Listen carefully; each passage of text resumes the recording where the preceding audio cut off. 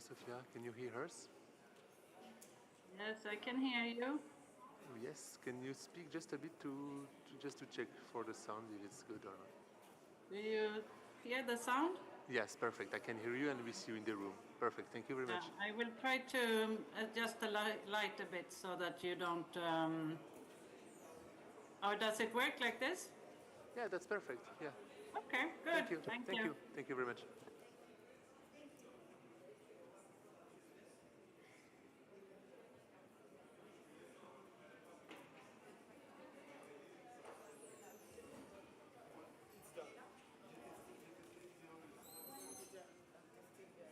Hello, Miss Kaltorp, can you hear us? Yes, I can hear you.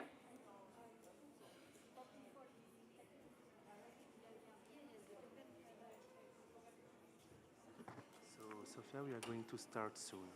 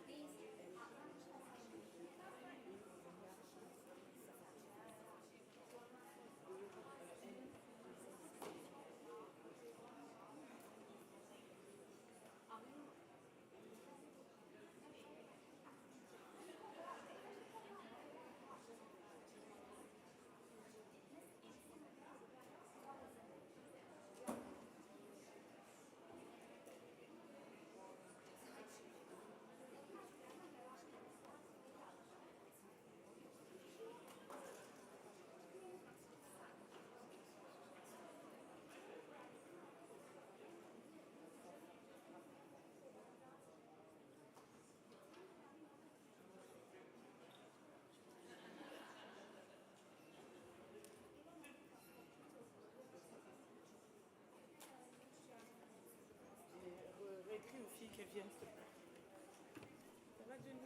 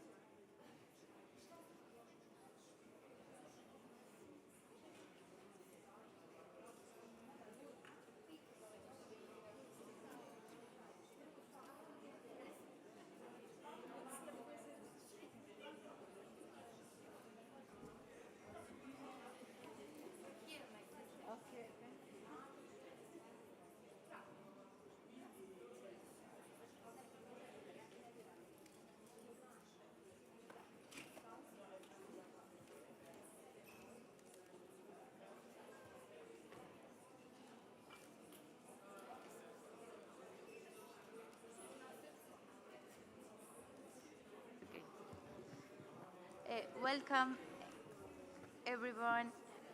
So, dear colleagues, I'm very pleased to welcome you back for a productive afternoon session of our forum. Welcome back. We will start with a panel discussion on sustaining peace and providing justice to women and girls. I welcome here in the panel our Vice President, Ilimi, Ms. Linda Reynaud, Ms. Ida Kitwa Godalena, a member of the National Assembly for the Democratic Republic of Congo, and member of the IPU Executive Committee, very welcome. Also, Ms. Carmira Carlota, member of the Parliament of Timor-Leste, very welcome. Ms. Sofia Kaltorp, UN Women Geneva Director, that she is online. Ms. Madeleine Rees, former Secretary General of the Women's International League for Peace and Freedom, welcome. And Ms. Esperance Naya Safari from Rwanda. Very welcome, and thank you, the Secretariat, for being here, Zaina. So this topic is of utmost importance and was chosen by the Bureau of Women Parliamentarians to highlight the protection of girls and women, particularly during times of war and conflict. It is also emphasizes the crucial role of women MPs in supporting women during these challenging periods. To inform our debate, I am honored to have with us an impressive panel. We also have a video statement from Ms. Pramila Patten, the Special Representative of the United Nations Secretary General on Sexual Violence in Conflict. I would like to invite our first panelist, Ms.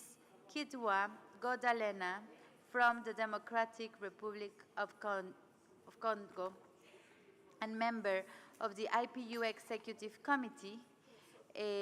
Please, Ms. Godalena, tell us about the situation in your country, the legislation recently adopted in your parliament on protection and reparation of victims of sexual violence in conflicts and crimes against peace. So, Ms. Ida Kitwa Godalena, you have the floor.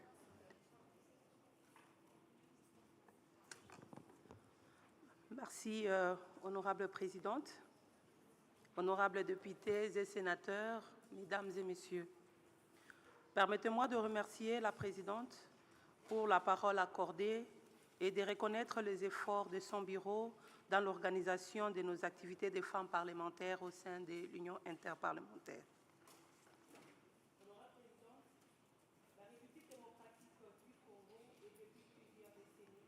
Confrontée à une situation précaire de paix et d'insécurité humanitaire à la suite des conflits armés qui se développent d'une manière récurrente, essentiellement dans la partie est.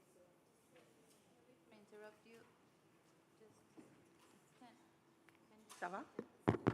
Yes. Okay. Je disais, Madame la Présidente, que la République démocratique du Congo est depuis plusieurs décennies confrontée à une situation précaire de paix et d'insécurité humanitaire à la suite des conflits armés qui se développent d'une manière récurrente, essentiellement dans sa partie est et ouest. Prenant généralement pour cible d'attaque les populations civiles et utilisant également comme arme de guerre les violences sexuelles à l'égard des femmes et des jeunes filles d'une manière très cruelle et inhumaine. Selon le rapport de l'Organisation internationale de Médecins sans frontières, plus de 25 000 femmes et jeunes filles ont été victimes de violences sexuelles de 2023 à ces jours, 2024. Notre pays, dans le cadre de la mise en application des recommandations de l'ONU sur la lutte contre les violences sexuelles avant, pendant et après le conflit, le Parlement a adopté la loi numéro 022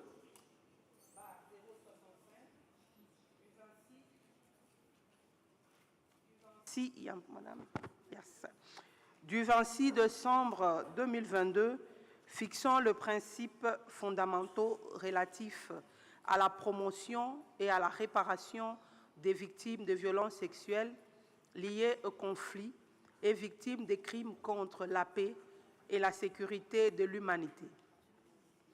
Cette loi constitue une avancée très significative dans le cadre de la lutte contre les violences sexuelles en République démocratique du Congo, parce qu'elle donne de l'espoir aux victimes des actes inhumains, barbares, condamnables liés aux violences sexuelles. Cette loi s'articule de la manière suivante. Elle aborde les dispositions générales, elle fixe le statut, les droits et devoirs de victimes et de leurs ayants droit. Elle détermine les obligations de l'État ainsi que les modalités de protection de la victime. Elle fixe la notion de préjudice et détermine la procédure d'identification de victimes. Enfin, elle consacre pour une première fois dans notre pays les dispositions pénales en rapport avec les violences faites à la femme et à la jeune fille.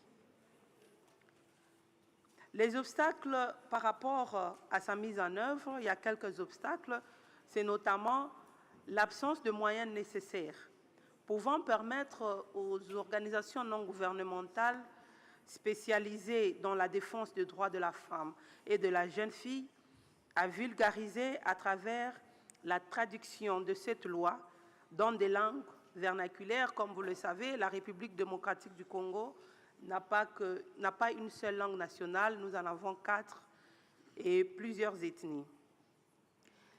La difficulté d'identifier les femmes et les jeunes filles de violences sexuelles, souvent à ces stades, ce sont les difficultés liées à la culture. Donc les femmes n'arrivent pas à se faire identifier facilement, elles ont peur d'être rejetées par la communauté, d'être rejetées et d'être poursuivies par les auteurs. Donc les femmes n'arrivent pas vraiment à se faire identifier.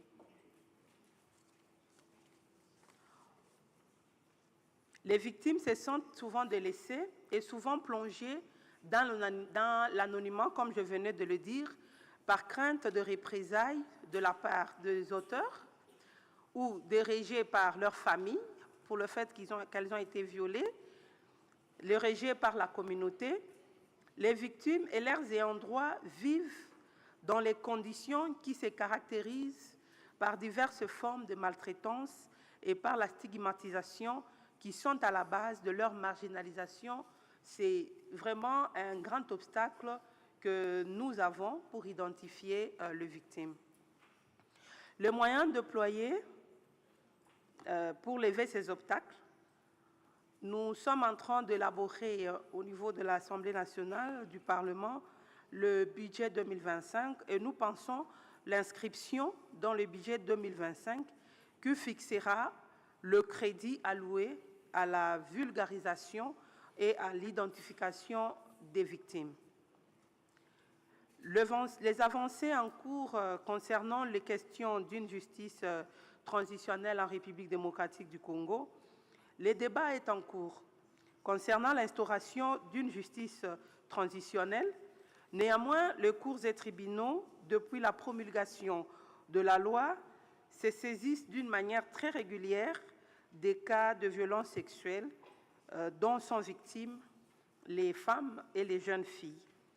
En République démocratique du Congo, il est bon de souligner que les victimes de violences sexuelles sont exonérées du paiement de tous frais de justice. Telle est notre intervention, Madame la Présidente. Nous vous remercions.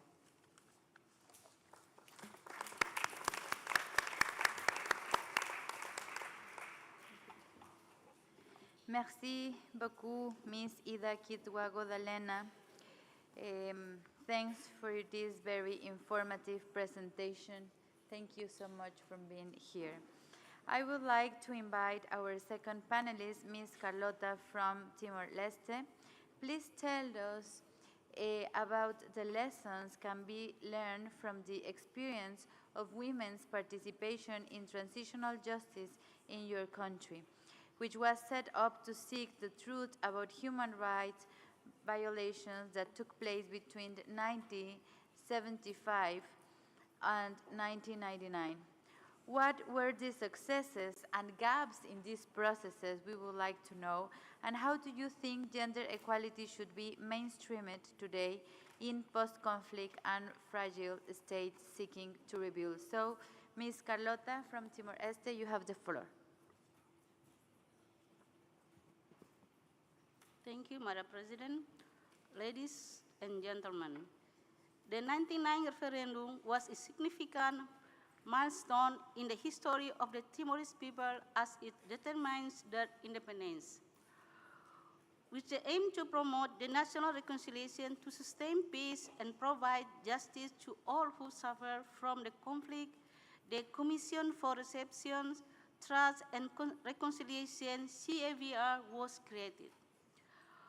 Of a total 8,000 statements received from CAVR, 21% were from women. A key finding of CAVR's final report was that women's suffering was not limited to sexual violence, and the women, along with men, suffered a range of civil, political, and social economic human rights violations. CAVR documented 853 counts, including rape, sexual slavery, and other forms of sexual violence, and highlighted the impact of these human rights violations to women and girls in physical, physiological, and social terms. In response to those findings, CAVR made a number of key recommendations concerning reconnaissance and justice support and service and effort to address the root cause of gender-based violence, including measures to change harmful social norms. Although CAVR's mandate has ended, the implementation of each recommendation is being promoted and monitored by Centro Nacional SERGA. Transitional justice process in Timor-Leste is still ongoing. Despite some shortcomings, there are already some achievements. From this experience, we learned some useful lessons on how to provide justice to women and girls victims of conflict. A first lesson in this importance of women leadership to ensure that women and voices are heard and their needs are addressed. One second lesson is addressing gender-based violence through establishing specific mechanisms and creating safe space where women can share their experience without fear of stigma or retaliation. Another lesson is cultural sensitivity. It is important not only to understand and respect traditional cultural norms, but also to involve people from the community to help to bridge communication gaps and facilitate women's participation. Concerning this, We are of the opinion that gender equality in post-conflict and fragile states should be conceived as fundamental principle that derives all aspects of reconciliation and development. Thank you, Madam President.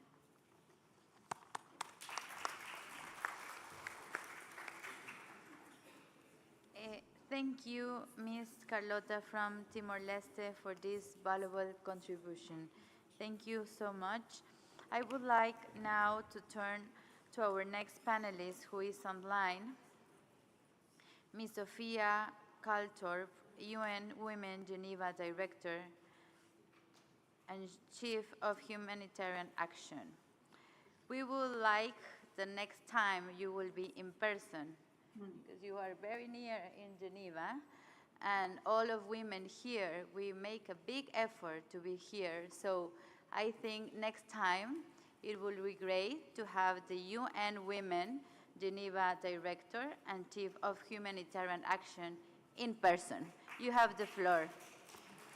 Thank you very much, and thank you for having me online. Me too, I would very much have wished to be with you in person, but that was unfortunately not possible this time as I'm on a mission. But please trust me that I look very much forward to be with you next time in person, and also listen to everyone that is participating in this extremely important forum on your experiences and knowledge. So, but still, honorable parliamentarians, thank you for the opportunity still to address this vital discussion online. Our focus here today on ending impunity for crimes against women and girls and ensuring their access to justice is really central to sustaining peace. And I think the very important accounts we have heard from Democratic Republic of Congo and Timor-Leste just now showcase this importance and the crucial role that women and girls are playing in sustainable peace processes. Of course, international courts and tribunals as well play a key role in delivering justice for gender-based violence. And as UN Women, we support those processes by deploying gender expertise in the teams of those institutions. We have done that regularly over the past 15 years. But however, women's representation in key decision-making positions remains a challenge. At the International Court of Justice, only 4 out of the current 15 judges are women. And since its establishment in 1945, only 6 women have served as judges on the International Court of Justice as compared to 115 men. So we have had only 6 women and 115 men. This is a very striking underrepresentation that directly impacts how gender-based crimes are handled, and it limits the potential for justice. At the national level, we believe that transitional justice offers a unique opportunity to address these gaps. The recent Secretary General's guidance note on transitional justice provides a very useful roadmap for how we can adopt gender-responsive approaches to justice in post-conflict societies. Transitional justice, as we all know, is not just simply about prosecuting crimes, but it is also about addressing the root causes of conflict, often intertwined with gender, racial, and social inequalities. Reparations, when designed to be transformative, can help prevent future conflicts by tackling these fundamental underlying issues. The importance of gender-sensitive processes and methodologies cannot thus be overstated. At every step of the justice chain, whether through international or national systems, we must ensure that the voices of women are heard and respected. Who listens to the victims of gender-based violence when they report these crimes? And who are those conducting the interviews trained to be sensitive to the potential trauma that these women have endured? Distinguished parliamentarians, These are not only technical details, but they are essential to ensuring that justice is gender sensitive. The burden of proof, the credibility assessment, and the very standards applied in courts must be scrutinized throughout with a gender lens. Too often, women and girls are left out of these processes, or even worse, their testimonies are disbelieved or dismissed. Finally, I would like to emphasize the need for a comprehensive approach. Justice must be accessible to all women, including those marginalized by factors such as ethnicity, disability, or refugee status. Survivors of sexual violence often face significant barriers: social stigma, lack of support services, and in many cases, laws that discriminate against them. It is vital to engage with civil society and survivors themselves in shaping these systems. And as you all are aware of course, at the national level, you as parliamentarians, and especially women parliamentarians, have a significant role to play. You can push for legal reforms that prioritize gender-sensitive approaches in both national and international justice systems. This includes ensuring victim-centered legislation, establishing special units for investigating sexual violence, and promoting reparation programs that go beyond compensation, addressing the very structural inequalities that perpetuate violence and discrimination. So we have the data, we have the framework, and we do have the knowledge to move forward. What we now need very much is the collective action. So I would urge you as parliamentarian and as UN Women, we stand very much ready to support you to push for the reforms that are so desperately needed to ensure that women and girls, especially those affected by conflict, can access justice, receive reparations, and contribute to lasting peace. So thank you very much again for having me, and I look very much forward to continue these important conversations with all of you. Thank you very much.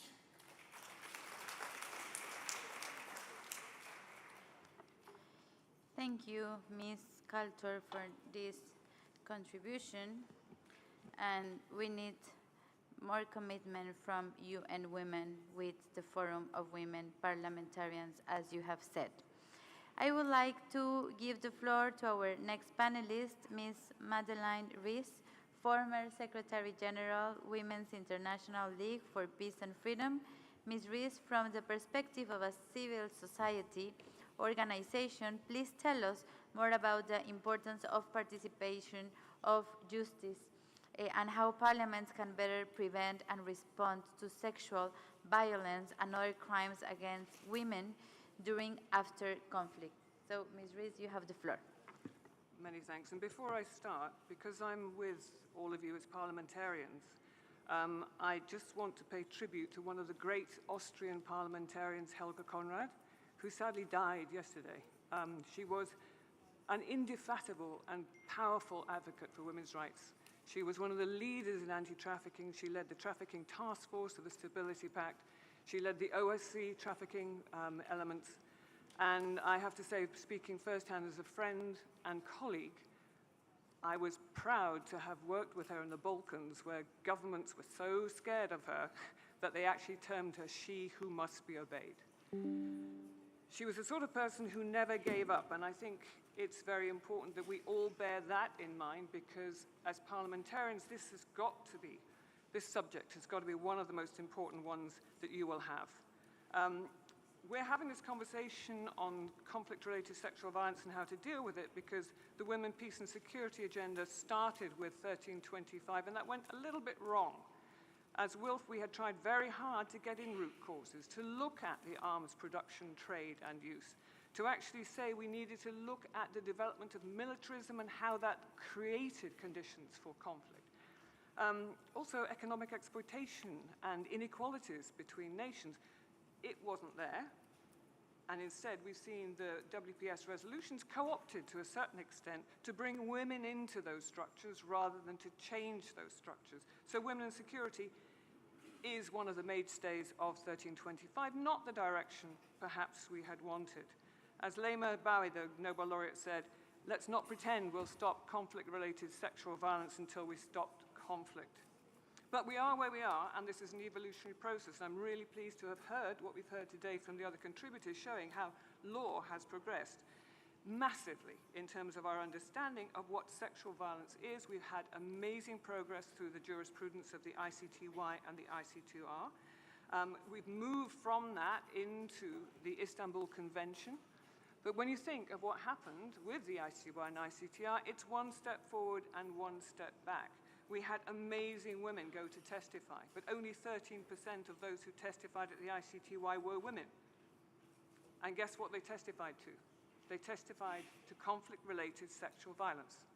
And so the entire legal history of that conflict has been done from the male gaze, and it didn't catch the totality of women's experience. And reparation? We have to be so careful when we're talking about reparation, because it can be fed into social welfare policies as it was in the Balkans, and then it's left to slings and arrows of outrageous IMF conditionality.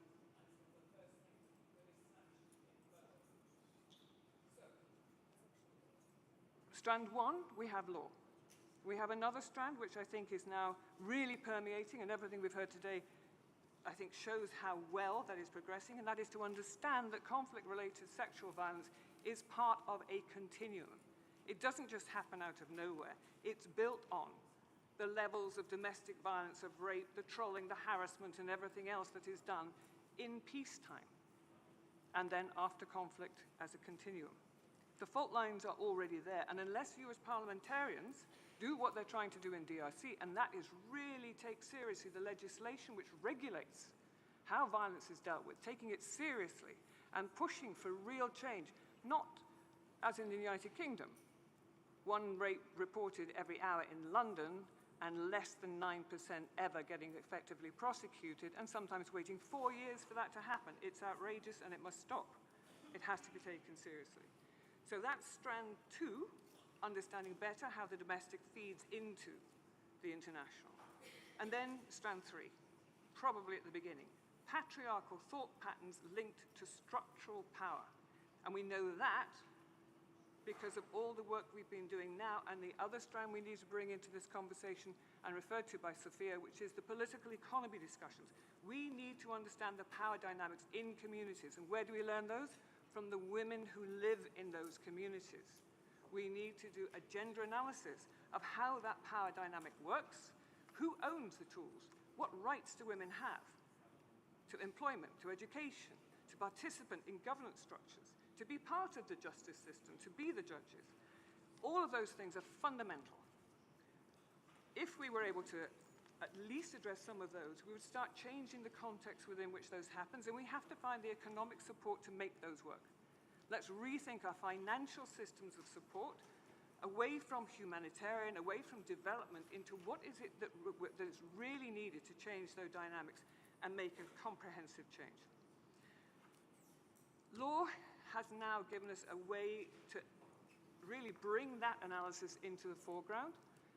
Nobody can have missed what has been happening in Afghanistan, where we have gone from fundamental violations of human rights of women, now seen as very clearly as gender persecution, thanks to the work of the ICC.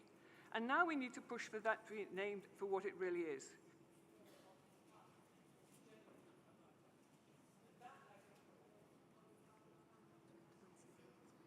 Okay, thank you.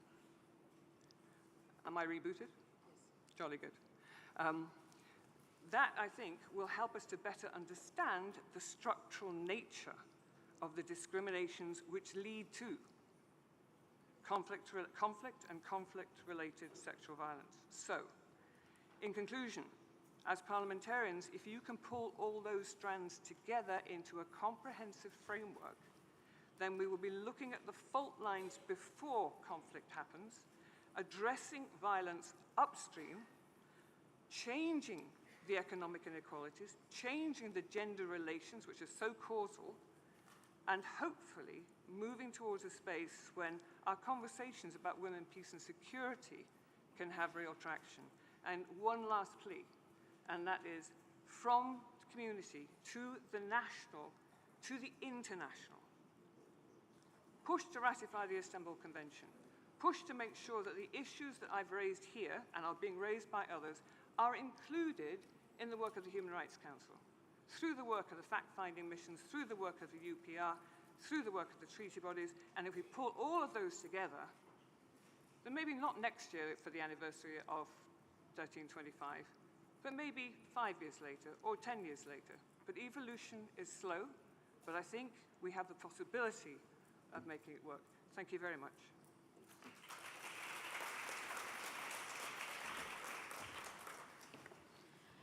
Thank you for your inspiring contribution, Ms. Rees. Thank you so much. It was great to listen to you, to listen to the experience, and I think this contribution is very valuable to all the parliamentarians that are here. Thanks for being here, Ms. Rees.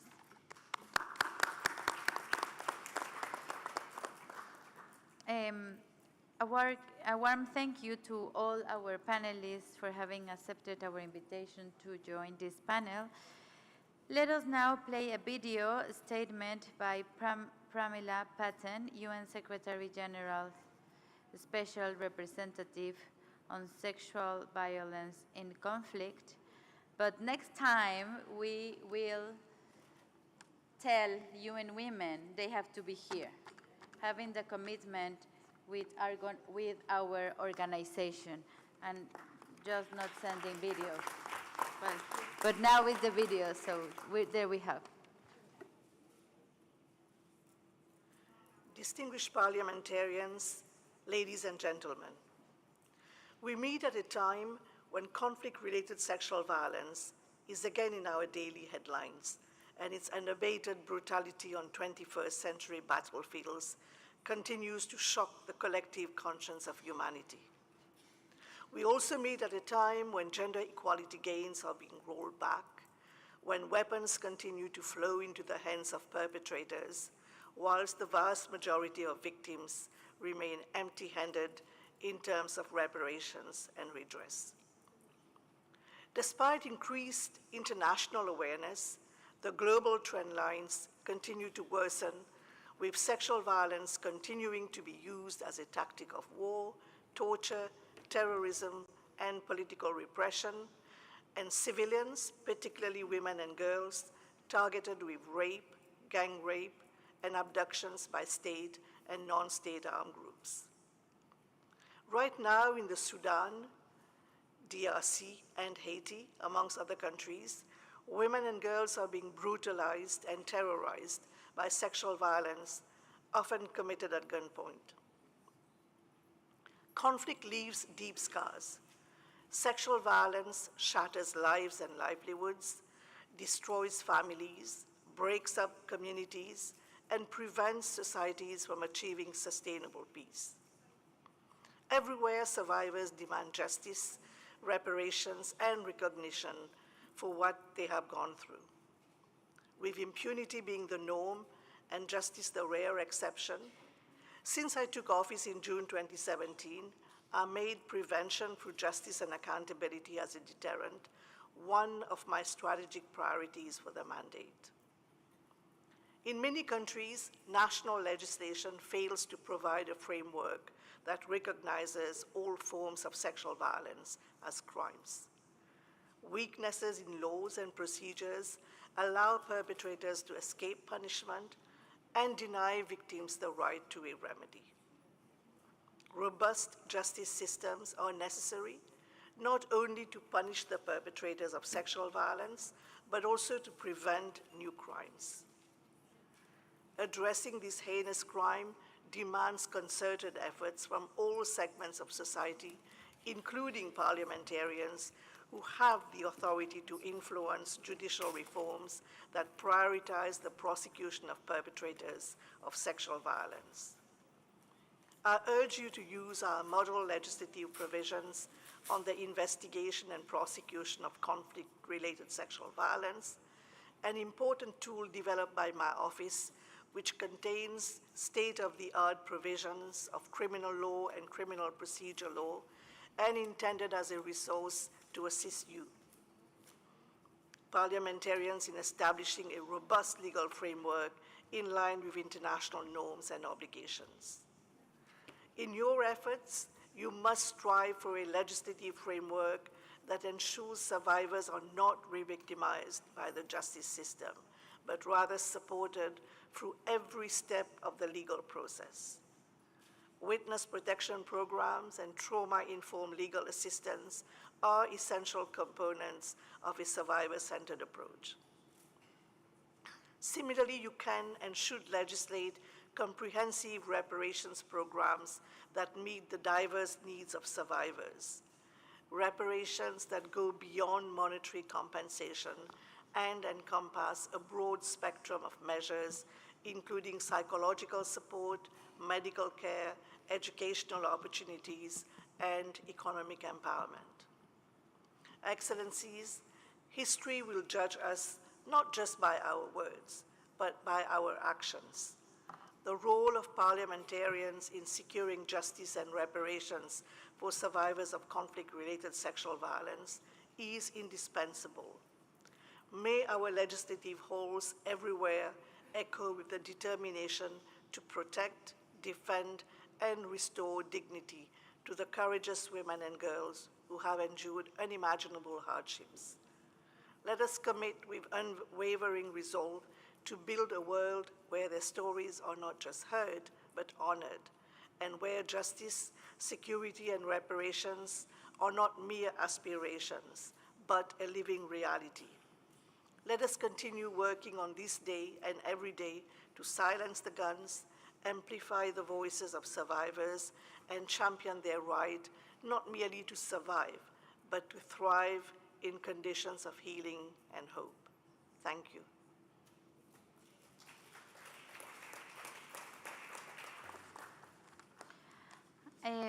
Now, I am pleased to open the debate now for your questions and contributions. So, in view of the time available, you will have 3 minutes from your contributions, and we will open the floor from now until 5 p.m. So, we will begin with South Africa. The floor is yours.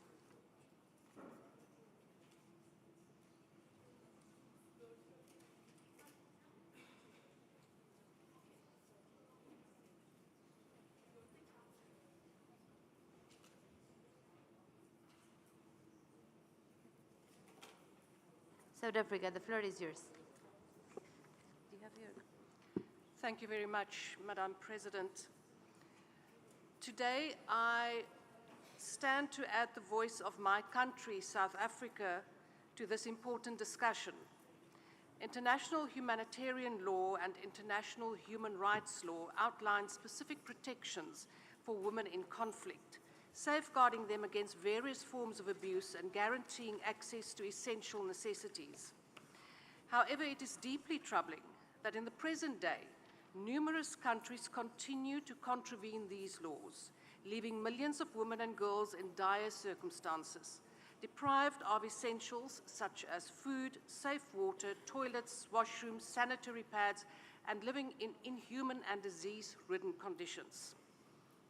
Madam President, how many more women and girls must suffer before decisive action is taken to bring peace to the Middle East and other conflict-ridden regions? It is the duty of every parliament to ensure that these violations are addressed and rectified, to uphold the rights of women and to implement measures that guarantee their access to essential services during times of conflict. As parliamentarians, we must advocate for effective interventions and support the establishment of safe zones to protect the civilian population, particularly expectant mothers and mothers of young children, the elderly, and people living with disabilities. The time for action is now. We must come together to ensure that the voices of these vulnerable women and girls are heard, that their rights are upheld as outlined in the already existing international humanitarian law. And we must also support them the support that they desperately need. It is our responsibility to act in solidarity, pushing for concrete solutions and policies that bring relief to those suffering in the midst of conflict. Let us work together to bring about the change that is long overdue. And I have to add that I have listened to what the panelist, Madame Rees, has said, And I think it is extremely important that we now go back to our respective parliaments and to make sure that we have the necessary legislation and that we do make sure that we not only focus on the in-conflict time, but also in peacetime and post-conflict time. I thank you.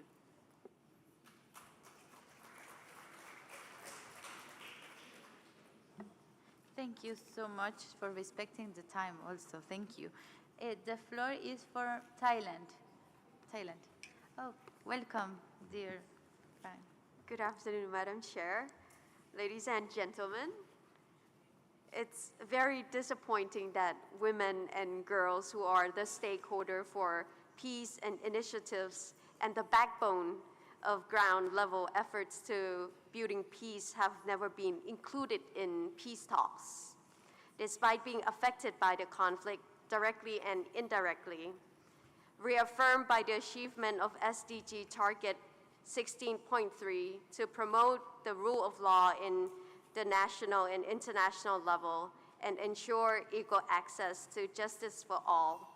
Thailand has implemented the project for system development and capacity building in family and inheritance dispute mediation according to Islamic law in the southern border provinces. Also, the Legal Harmony Centered project in the 3 southern border provinces by Lawyer Council of Thailand is one of the successful indicators. Furthermore, we recognize the indispensable role of women in peace-building processes in line with the United Nations Security Council Resolution 1325 on women, peace, and security. One good example is that the long-standing situation in Thailand's Deep South since 2004 pushed women to become peace asset in a divided communities. This incident has changed the image of women from victims of violence to frontline peace builders, as women-led peace network have organized to help victims of the conflicts and to prevent new violence. In terms of our parliamentary efforts, members of parliament in Thailand have played a pivotal role in this endeavor. We work closely with local communities, civil society organizations, and international partnerships to advocate for stronger legislation, increased resources, and the implementation of policies that protect and empower women and girls and their inclusion in peace agenda. You can be assured that we will continue to strengthen our policies, law, and partnership to provide justice and sustain peace, ensuring that no woman or girl is left behind. Thank you.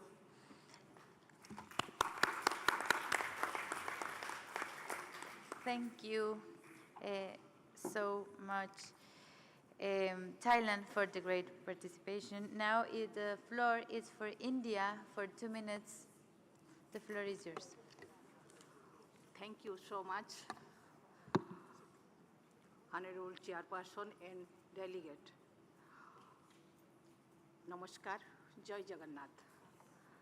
You may agree that women and girls are indispensable progress of any nation and that violent conflicts affect them disproportionately and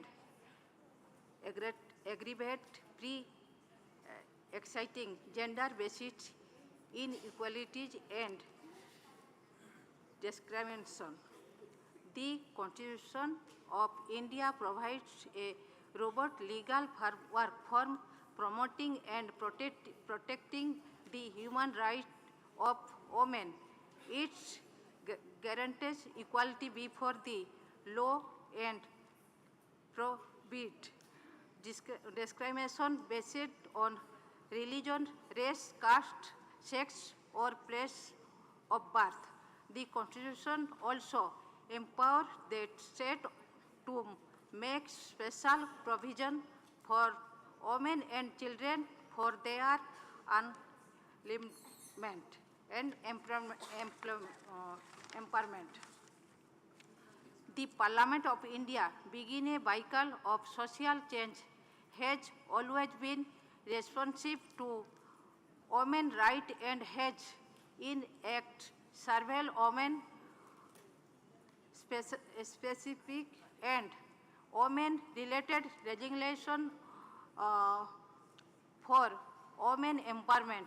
Our Parliament has always been at the forefront to discuss and deliberate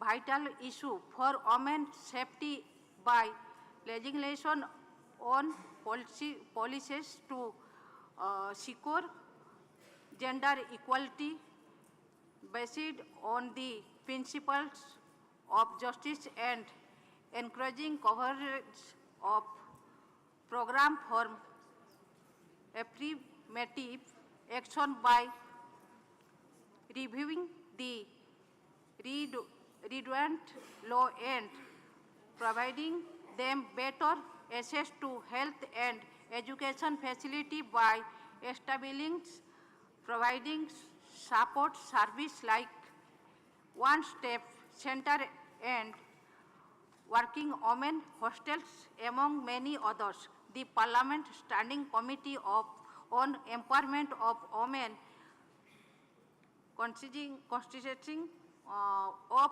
members from both House of Parliament frequently review report, examine measure and provide recommendation to improve and elevate the state of women in the country. Similarly, the Parliament of India has also embraced gender nature language in its rule of procedure and conduct of business, promoting gender equality in its functioning.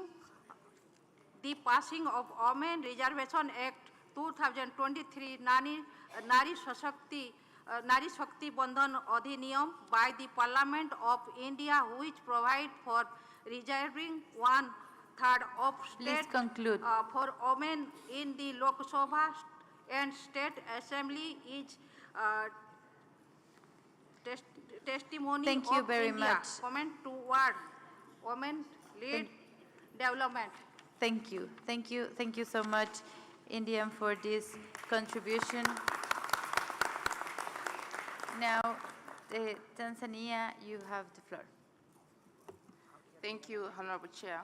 Honorable Chair and colleagues, women and girls around the world continue to face significant challenges and threats to their fundamental rights and well-being.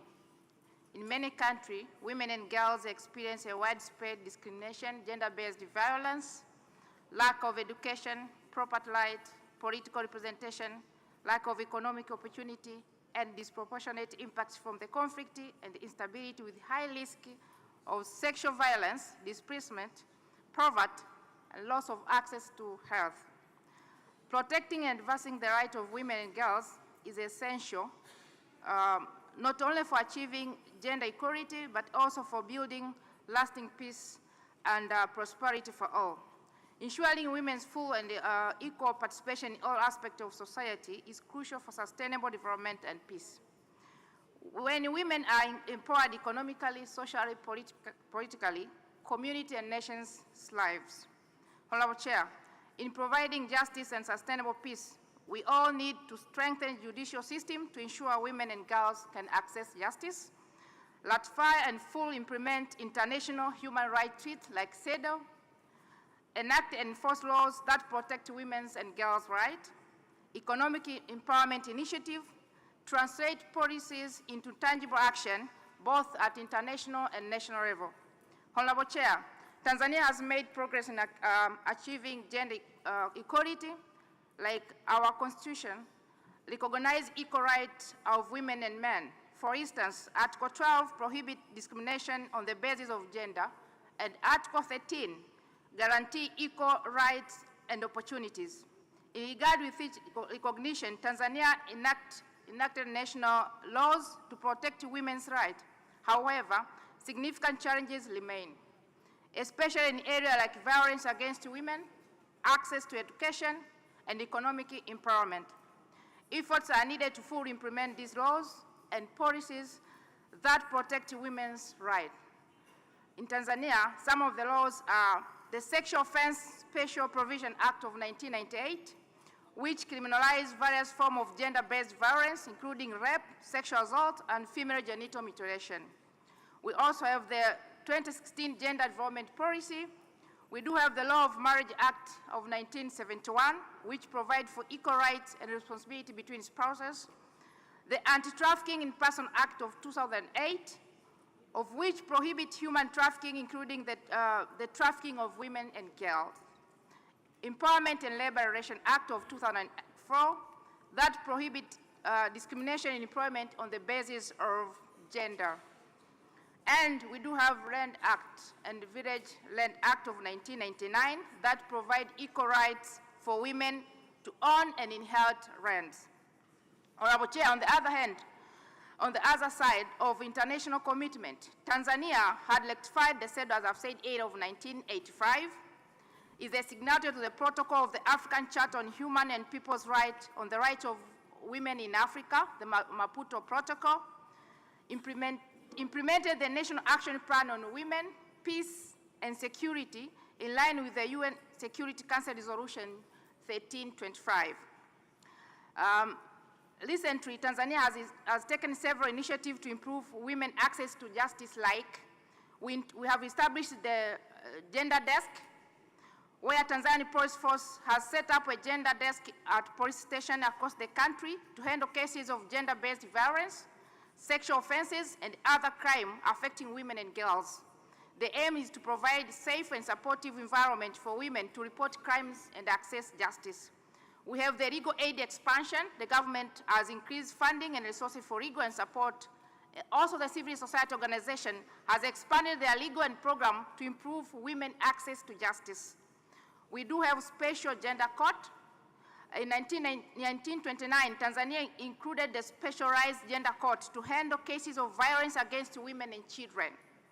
We also have we are doing the capacity building for judicial and awareness campaigns. Honorable Chair, in conclusion, to present and expand women's rights, justice, and sustaining peace, we must tackle the deep-seated social norms, laws, and power structure that perpetuate gender inequality. I so submit, Honorable Chair.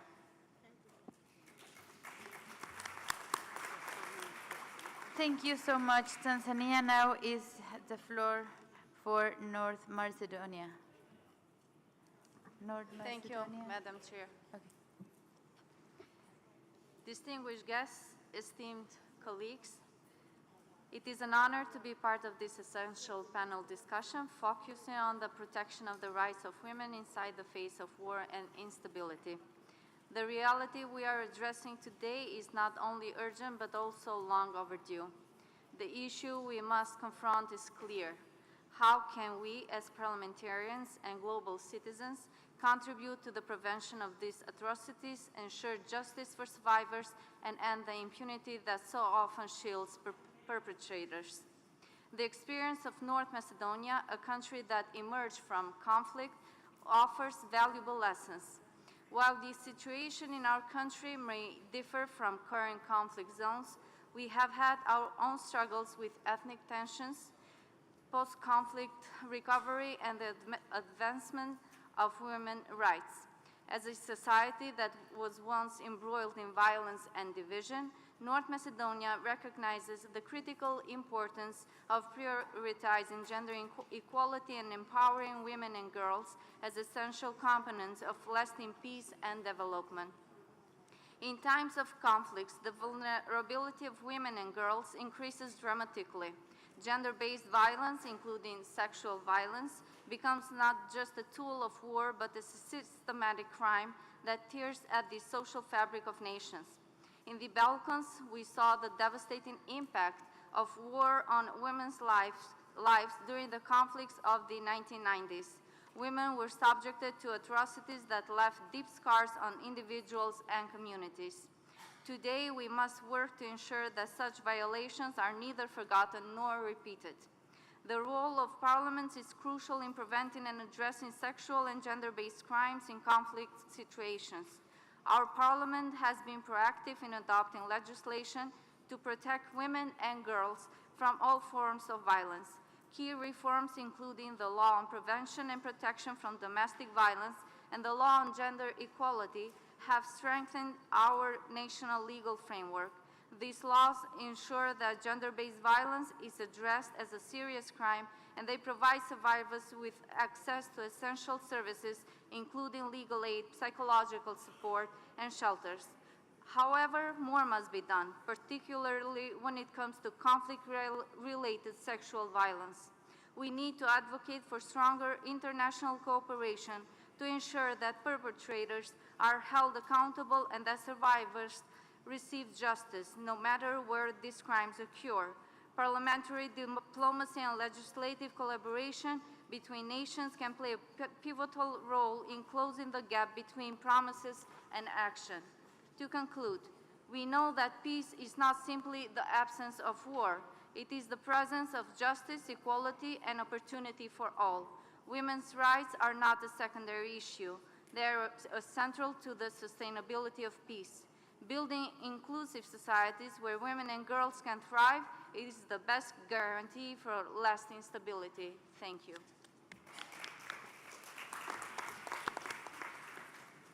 Thank you so much, North Macedonia, and thanks for respecting the time and your remarks. Now is the turn from Romania. Do you have the floor? Yes, I'm here. Madam Chair and dear college, the topic of the debate is very relevant for Romania, especially of regards the production of women's rights in conflict. Given our experience and the measure we have taken in the context of the ongoing war of aggression against our neighbor, Ukraine. From day on the conflict, my country has done its best to provide essential service to Ukrainian refugees, most of them women and child. The digital platform created for this purpose included a special section, Women's Center, which facilitates women's access to provide health service, as well as to service for victims and for violence. In addition, we set up a hotline that provides refugee women with free professional support on reproductive and child health, including telemedicine consultation. With support from UNICEF and the UN Refugee Agency, we have opened at the border with Ukraine and inside our country safe and welcoming space and provide basic assistance for women and child. We'll protect them from the risk of human trafficking. Based on your experience, that is cooperating of state authorities, central and local, with NGOs, international actors of crucial importance. Our parliamentary human rights and committee are in constant dialogue with these actors, and this has enabled us to improve the legislative framework for the protection of the rights of the women refugees. To the same, and we have decided to transform the parliamentary group of the fight against trafficking in human beings, created in 2009, into a joint standing committee chamber of Deputy and Senate for more targeted parliamentary engagement of this area. Finally, college, I want to reiterate a fundamental truth: no conflict is gender neutral. We must fight with all forces the idea that women's full participation in decision-making in the area of peace and security is a second-rate priority. Thank you very much. Thank you so much, Romania, for your speech. Now is the turn of Seychelles. You have the floor for 3 minutes. Thank you, Madam President. Greetings to everyone. Thank you for allowing me to briefly share the progress of what the 7th National Assembly of Seychelles has done in relation to providing justice for women and girls in relation to sexual and gender-based violence in Seychelles. The Women Parliamentary Caucus have on different occasions held meetings with different stakeholders on the matter of gender-based violence. In 2020, the caucus met with a consultant working on the Convention on the Elimination of All Forms of Discrimination against Women. This meeting was addressing issues such as conflict laws, civil code, and employment. In March 2022, the Women Parliamentary Caucus hosted a two-day workshop in collaboration with the Southern African Development Community, SADC, funded by the European Union, on sexual and gender-based violence. The workshop brought together diverse stakeholders, including representatives from the Attorney General's Office, the Gender Secretariat, the Police Force, Social Service, as well as the Prison and Probation Service.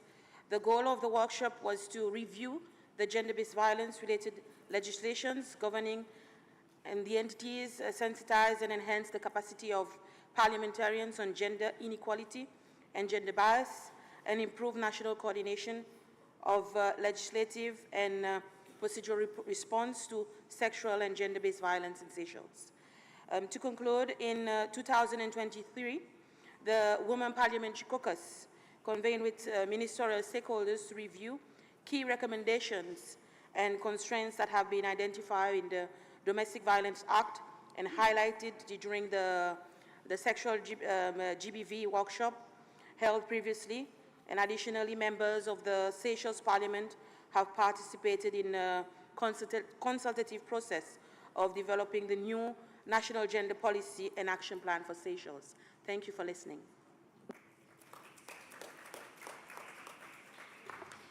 Thank you so much, parliamentarian from Seychelles, from your good remarks. Now is the floor for Cyprus. Sorry. You have the floor for 3 minutes. Thank you. Thank you, Madam Chair, dear colleagues. Today, we address a paramount issue that affects millions, the plight of women and girls in conflict zones, including sexual abuse and exploitation. I stand before you as a woman coming from a conflict zone. During the Turkish invasion of my country, women and girls were raped and abused repeatedly. The civilian population fled in horror, allowing the invader to ethnically cleanse the northern part of my country. Yet this crime was almost hushed, even by the UN. Dear colleagues, to sustain peace and provide justice, we need strong political will and international cooperation that will prioritize the voices and rights of those who are too often marginalized. Holding perpetrators accountable is essential in addressing this issue. It is our duty to ensure that legal frameworks not only exist, but are consistently implemented and monitored. Without accountability, the cycle of violence will persist, leaving victims without the justice they deserve. Unfortunately, women are still underrepresented as judges and prosecutors, which often results in crimes committed against women during armed conflicts being inadequately addressed. Sexual violence, forced displacement, and other gender-based atrocities are frequently minimized or overlooked. Dear colleagues, having first-hand experience with victims, I want to finish with a message of hope. Women are strong, and they are agents of change. They are resilient, and they can contribute greatly to peace efforts.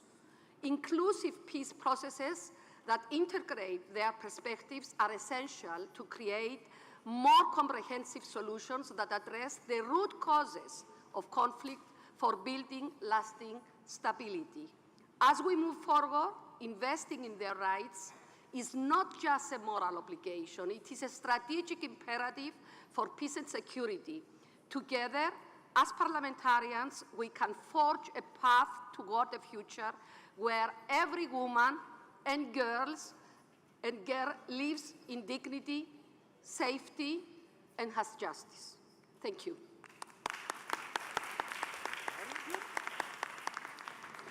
Thank you so much, Cyprus, for your speech. Thank you. Now the floor is for United Arab Emirates. You have the floor for 3 minutes. Distinguished guests and colleagues, thank you for the opportunity to address this crucial issue. As both a family physician and parliamentarian from the United Arab Emirates, I would like to share my perspective as a physician.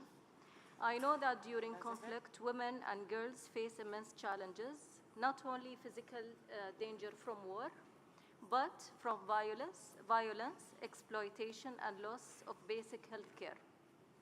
Humanitarian efforts usually focuses mostly on food and shelter, but women needs more than that. We must also prioritize women's personal safety, mental health, physical well-being. International organizations must advocate and sponsor safe houses, safe havens in conflict zones, offering trauma care, mental health support, and physical health care as essential lifelines. We must also promote self-defense training campaigns to enable women to protect themselves during and after conflict. In the United Arab Emirates, under the leadership of Her Highness Sheikha Fatima bint Mubarak, Mother of the Nation, we have launched a peacekeeping program in partnership with the United Nations. The initiative provides women with military and peace-building training, empowering them to not only defend themselves, but also actively contribute to global peace efforts. Started in 2020, I am proud to say that this year women from 10 countries participated in the 4th cohort. I urge all of you today to advocate for similar programs and initiatives in your countries, working together with international organizations such as IPU and the UN. Together we can build a future where no woman feels unsafe and every girl grows up with the opportunity to lead, no matter the circumstances. Let us act and cooperate, ensuring that women are not only protected, but empowered to shape a safer, more peaceful world. Thank you. Thank you for your contributions. Now is the turn for Palestine. You have the floor for 3 minutes. Thank you, Madam Chair. In reference to gender-based violence, allow me to recall that as we speak, the Israeli occupying colonial power continues its most sustained and intense bombing campaign of a populated area in history, with explicit stated intent to continue its genocide. Over 42,000 Palestinians have been killed. 72% of them are women and children. This does not count for the thousands trapped under the rubble, presumed dead or dying of slow death, suffocated by the remains of their homes. Gaza now is the largest and most shameful concentration camp of the 21st century. It's heartbreaking that some members of the panel who represent women organizations are hesitant to speak about the suffering of Palestinian women. Women in Gaza are giving birth, hundreds of them, without medical assistance or anesthesia, some in overcrowded shelters or in the streets amidst the rubble. And tragically, the bodies of their premature babies were found decomposing at Al-Nasr Hospital. Several statements issued by several UN experts conveyed their distress over credible reports that Palestinian women who were taken hostages by the Israeli colonial forces are in Israeli detention centers, been subjected to appalling acts of sexual harassment, threats of rape, and degrading strip search. Experts noted that photos of female detainees in degrading circumstances were also reportedly taken by the Israeli colonial forces and uploaded online. Alon Suarez, an Israeli documentarian, made a documentary shedding light in the Tantura massacre that happened in 1948, where the Palestinians were uprooted from their land in historic Palestine. Through a camera interview, numerous former soldiers recounted their involvement in this massacre. Shockingly, one recounted while laughing how one of the soldiers raped a 16-year-old Palestinian girl. In reference to the root causes of the conflicts, in Palestine, we are suffering from colonialism since 76 years. Therefore, I am recalling the ICJ recent advisory opinion on July that this occupation is illegal and has to end. Therefore, the right to self-determination requires that UN member states bring an end to this occupation. No aid, no assistance, no complicity. The genocidal campaign in Gaza should serve a wake-up call for all of you. It should serve as a call to our humanity to acknowledge that no one is free until we are all free. I'm here to ask you as parliamentarians to use your privilege and take every possible action towards adherence to international law, that your governments will not be complicit in international crimes, calling upon your governments to end irresponsible trade of conventional arms that facilitate international crimes, calling upon your governments to impose economic sanctions, calling upon your governments to activate the principle of universal jurisdiction, to end impunity, and calling for accountability. And I say thank you.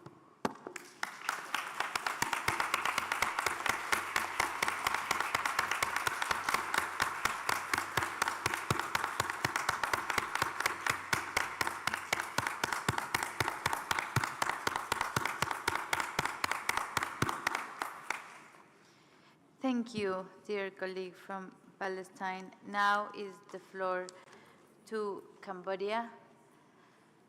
3 minutes, please.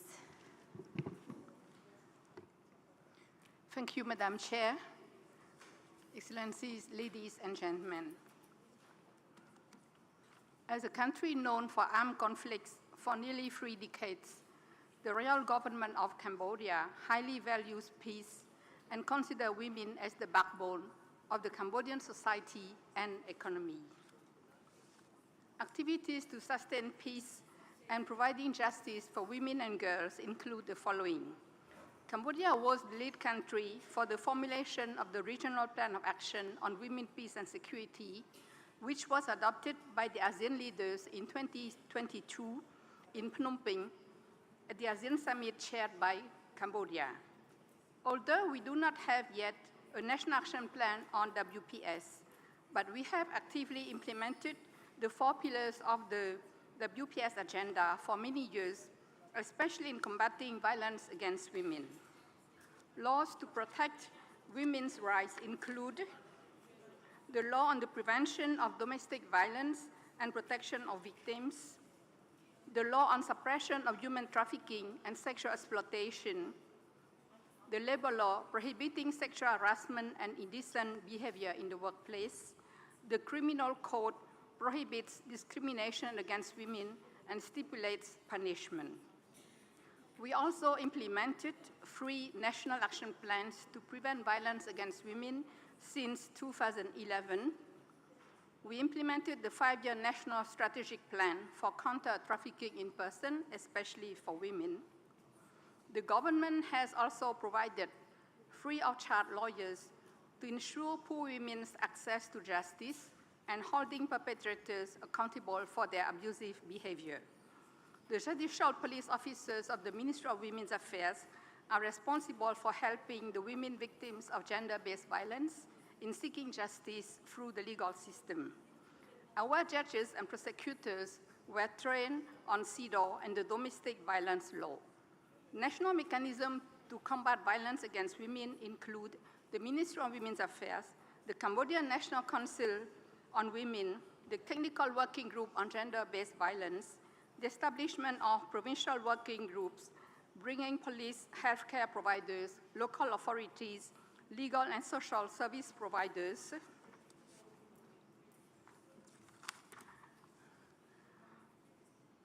to have a meeting together to improve referral pathways and quality of response to survivors of gender-based violence. Every year, the Ministry of Women's Affairs, in close collaboration with development partners and civil society organizations, have organized campaigns for public awareness and mobilization to change attitudes and behaviors as part of the celebration of the International Women's Day and the 16th day of activism against gender-based violence.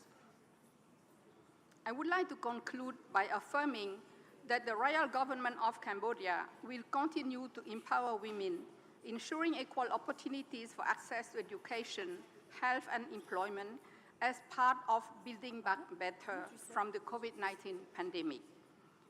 We believe that when women are educated, healthy, and economically independent, they are better equipped to contribute to the family's well-being, to prevent violence, and to sustain peace for economic and social development. Thank you very much for your attention.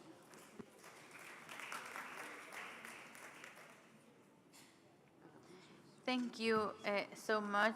Congratulations, and also thank you for respecting the time. Now is the turn of Guyana, that is by Ms. Vinda Persuade, that she is member of the Bureau of Women Parliamentarians. So you have the floor. Thank you, Madam Chair. Distinguished colleagues, our world continues to be impacted by geopolitical tensions, conflict, and crises, which affect women and girls disproportionately. Access to justice and justice itself must remain unerring constants for all women and girls. Sustaining peace and justice for women is a critical issue that requires a consistent, comprehensive legislative approach and robust, progressive, proactive, accessible, inclusive systems which cater to dynamic situations. True peace is not merely the absence of tension, it is the presence of justice. Martin Luther King, very relevant today. Justice must be inclusive and accessible. Guyana has utilized digital technology. Our iMatter app and hotline provides information on all GBV resources and safe, free, 24-hour reporting mechanisms for survivors of violence, ensuring that they do so without fear of stigma and retaliation.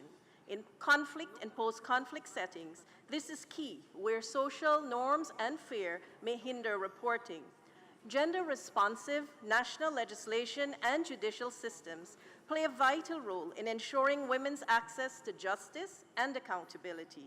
Laws that specifically address issues such as gender-based and sexual violence and discrimination are essential for protecting women's rights. We must never be impervious to the need to review, amend, and even repeal legislation to counter violence and injustice by aligning national laws with international human rights standards. Guyana's legislative agenda involves the revision of the Sexual Offences Act and the introduction of the Harassment Bill. This year, I took the Family Violence Bill to Parliament. Guyana's passage of the Comprehensive and Progressive Gender-Neutral Family Violence Act, with both civil and criminal measures, speaks to protection, prosecution, restitution, and reparation. Gender-responsive national systems are crucial for ensuring women's access to justice and accountability. Guyana has prioritized survivor-centered approaches, strengthening institutions and fostering community engagement to ensure that women feel safe, supported, and empowered to seek justice.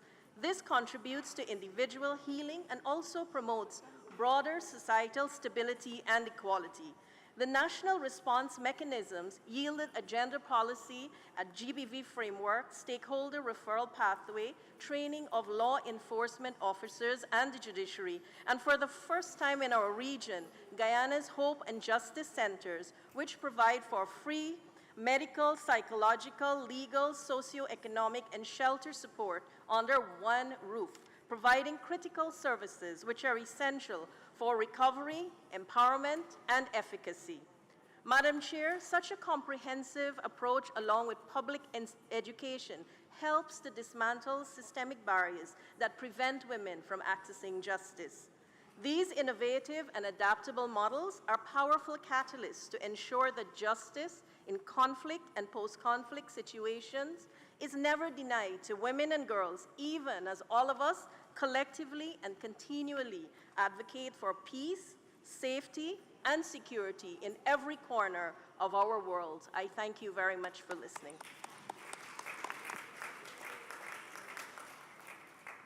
Thank you so much, Ms.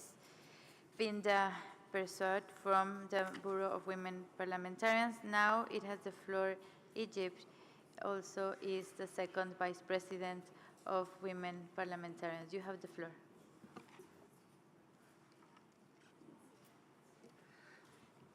شكرا سيادة الرئيسة.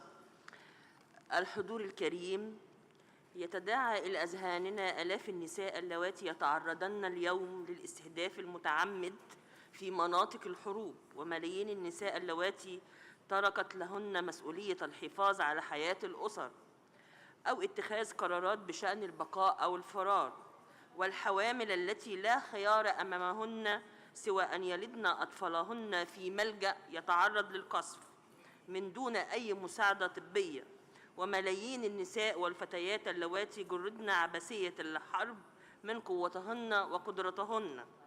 ومن هذا المنطلق فإننا ندين بشدة استهداف إسرائيل للنساء في أحداث غزة الأخيرة، فهي اعتداءات شرسة وعشوائية لا تدخر وسيلة لتدمير حياتهن وحرمانهن من حقوق الإنسان الأساسية. وعلى المجتمع الدولي التدخل الجاد لإيقاف جميع الأعمال العدائية، وبخاصة الأعمال التي تستهدف النساء، حيث أصبح الوضع الحالي في القطاع صادماً للجميع ويدفعنا إلى التحرك والمبادرة إلى وقف ما يحدث في قطاع غزة.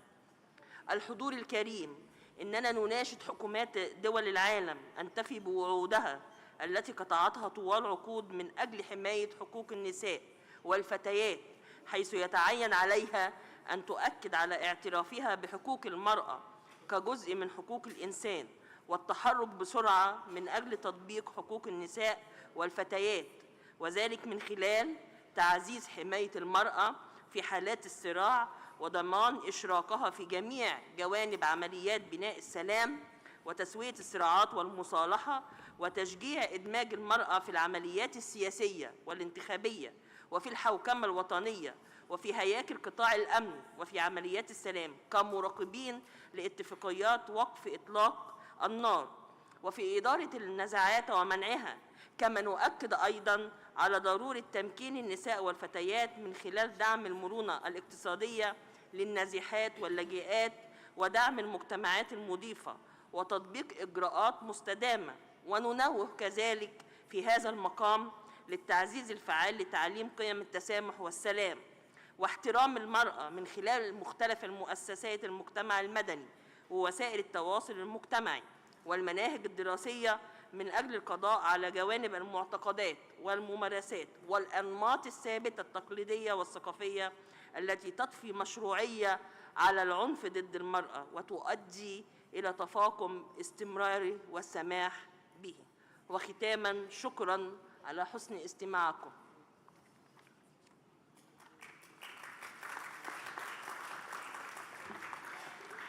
Thank you, our Vice President of the Forum of Women Parliamentarians, Ms. Saida Nassif. Now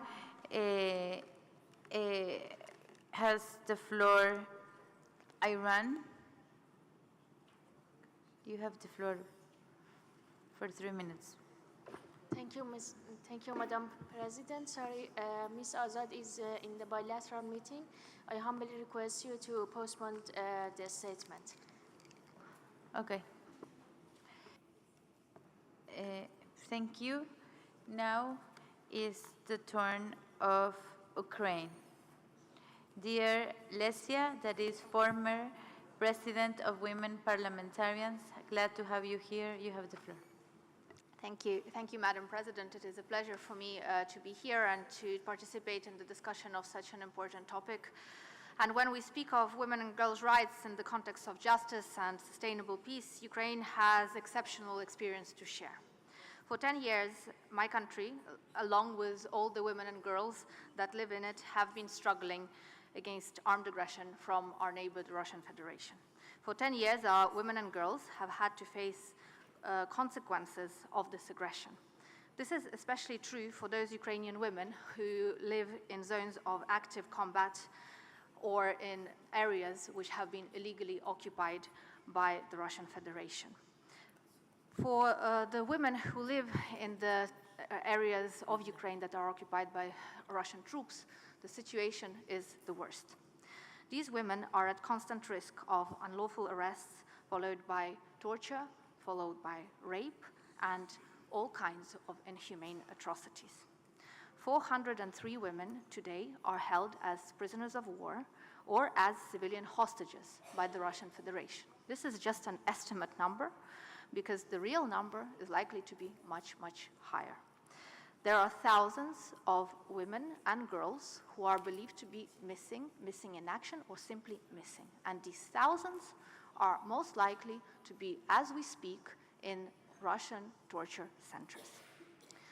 Last week, Victoria Roshina, a renowned Ukrainian journalist who was working in the areas of Ukraine of the combat zones and who has been held as a hostage by Russia for several years, has been reported dead, has been reported killed, in other words. She was in the exchange lists and was about to be returned home to Ukraine to her family. However, she did not survive the transfer. Why she did not survive the transfer? Because likely of the beatings, of the wounds, of the inhumane experiments that were done on her, just as Russia does on the other women who are being held in Russian prisons. When we speak of these cases, we cannot ignore the testimony that comes from the women who come back from Russian prisons, and also from the journalists, international journalists, who take up investigations of these cases.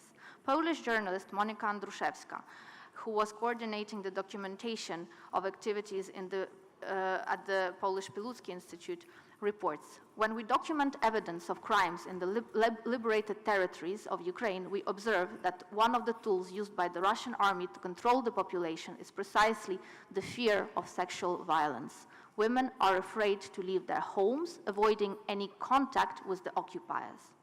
She reports then, there was a girl, a very beautiful figure.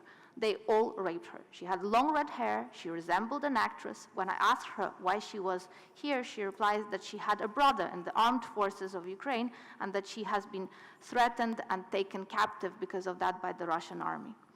By that time, they had kept her in captivity for 6 months, and she was raped daily for 6 months. She was about 35, 36 years old. They have pages and pages of testimony like that, which only gets worse. The problem is that overall, to survive Russian occupation, Ukrainian women have to hide the fact that they're Ukrainian, have to hide their heritage, and most of all, and first of all, have to hide any signs of womanhood or any hint at any natural beauty in order to survive. What can be and must be done? These situations must be stopped, and for that there must be international instruments developed to cover prevention and response to conflict-related sexual violence. And a separate point to work on is the issue of women, POWs, prisoners of war, and civilian women abducted and held hostage in zones of armed conflict. Such countries like Russia, for example, they are very reluctant to follow any international conventions, any international rules, and they are very reluctant to give back from the captivity the women who they hold hostage. By the way, not just Ukrainian women, but also this is concerns to Russian political prisoners who are held also in the same way in Russian prisons. In this, we also, as the international community, have a homework, a home task to take back home. We need to figure out instruments, diplomatic instruments, or otherwise how to put pressure on countries like Russia so that these atrocities stop, so that the crimes stop, and so that the women and girls can enjoy a life in safety and in the safety of being women and in their own homes.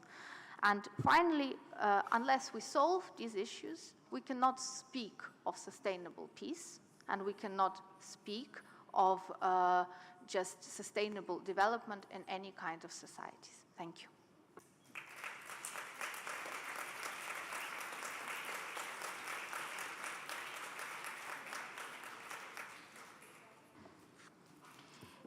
Thank you, Lesia, former president of Women Parliamentarians and member of the Ukraine Parliament, for your remarks. Now is the turn of Democratic Republic of Congo. You have the floor for 3 minutes. Merci, honorable président, de la parole que vous m'accordez. À la chef de l'ONU, femme, à qui je rends hommage ici pour sa présence éloquente dans mon pays, la RDC. Je suis parlementaire de la RDC, élu de l'Est du pays, la zone en conflit, occupée par les rebelles. Vous vous imaginez ma douleur, la douleur de mes électrices qui subissent des violences graves et sexuelles. Des femmes qui sont violées à présence de leurs enfants et de leurs conjoints, qui, après, les abandonnent. Comment protéger celles-ci pour les faire accéder à la justice? Résoudre les problèmes à la racine, oui, c'est qu'a affirmé le 4e panéliste. Je suis de cet avis. Il faut résoudre les problèmes à la racine. Une femme qui est battue, violentée par son conjoint, n'attendra pas que celui-ci le tue. La victime doit dénoncer. Ici, la RDC dénonce.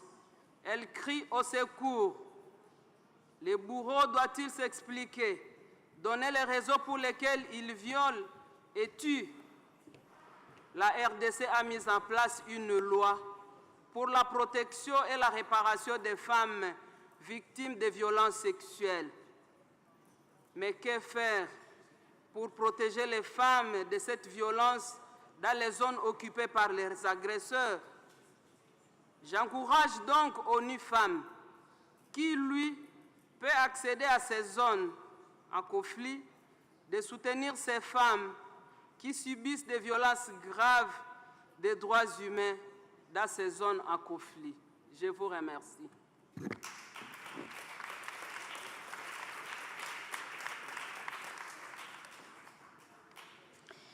Thank you so much, Democratic Republic of Congo, for your remarks. Now, Turkey has the floor.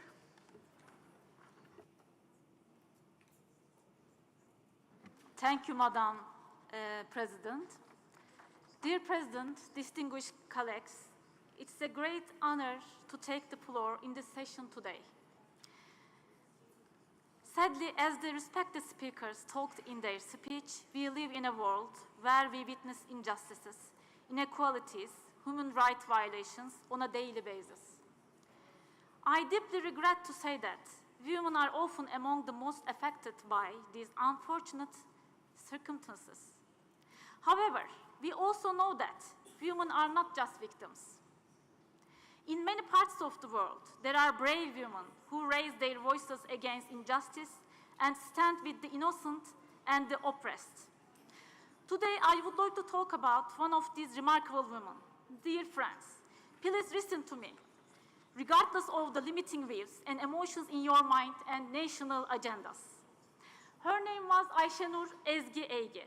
On September 6th, she took part in a civilian protest in the West Bank against illegal settlements. Tragically, Ayşenur was shot by head and killed by Israeli snipers during the demonstration. Ayşenur was a citizen of both Turkey and United States, and she had no personal connection to Palestine.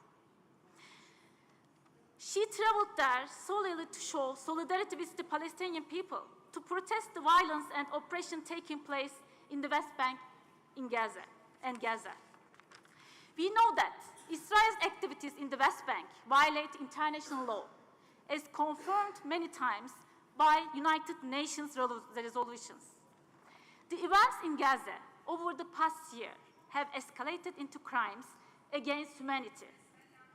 Ayşenur chose not to remain silent in the face of these injustices. She stood for humanity and did what she could do in the name of peace. We firmly believe that no crime will go unpunished. One day, the Israeli government will be held accountable. Dear colleagues, the fact that a 26-year-old young woman died for such an honorable purpose tells us very meaningful things. Standing in solidarity with those who suffer from injustice, regardless of language, religion, or race, is a powerful legacy that Ayşenur has left us. It is especially meaningful to remember her with respect in this Women Parliamentarians Forum today. I believe that everyone here shares the sorrow of this tragic event.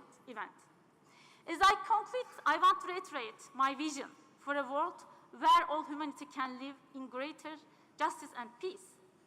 I pay my deepest respects to all women, especially Ayşenur, who dedicate themselves to this cause. When I finish my speech, I would like to indicate as Turkey, we don't accept what the parliamentarian from South Cyprus put forward. It is one-sided view and denial of the history. We don't forget the picture of the 3 children and their mother killed in the bathroom. Bloody Christmas. It's a very good photo of the summary of the violence we talk here, women and children in the war. Please talk about Palestine, not the things happened 50 years ago. We want to express from here, 2 states must live in peace, and we will do whatever we can do to establish this. Thank you very much.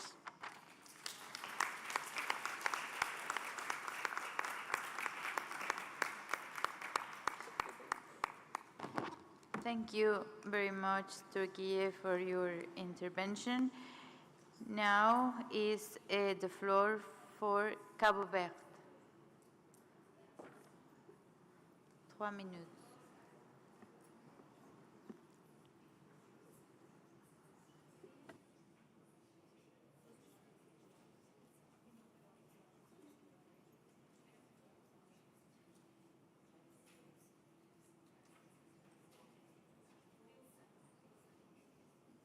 So, Cabo Verde, is someone there?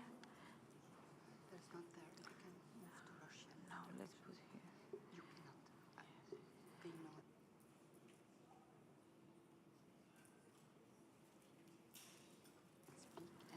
They know. Now is the turn from Russia Federation.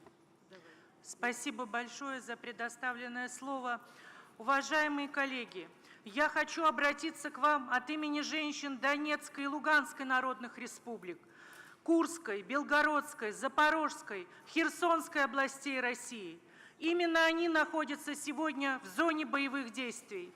Именно они хотят говорить на родном русском языке и воспитывать своих детей под мирным небом. Они надеются на понимание и поддержку женщин всех стран мира.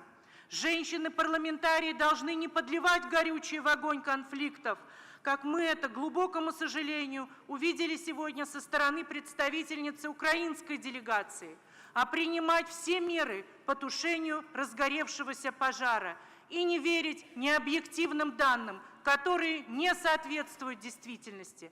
Там, где межгосударственный диалог затруднен, именно парламентарии, и прежде всего мы, женщины-парламентарии, должны искать точки соприкосновения сторон конфликта, как бы это ни было трудно.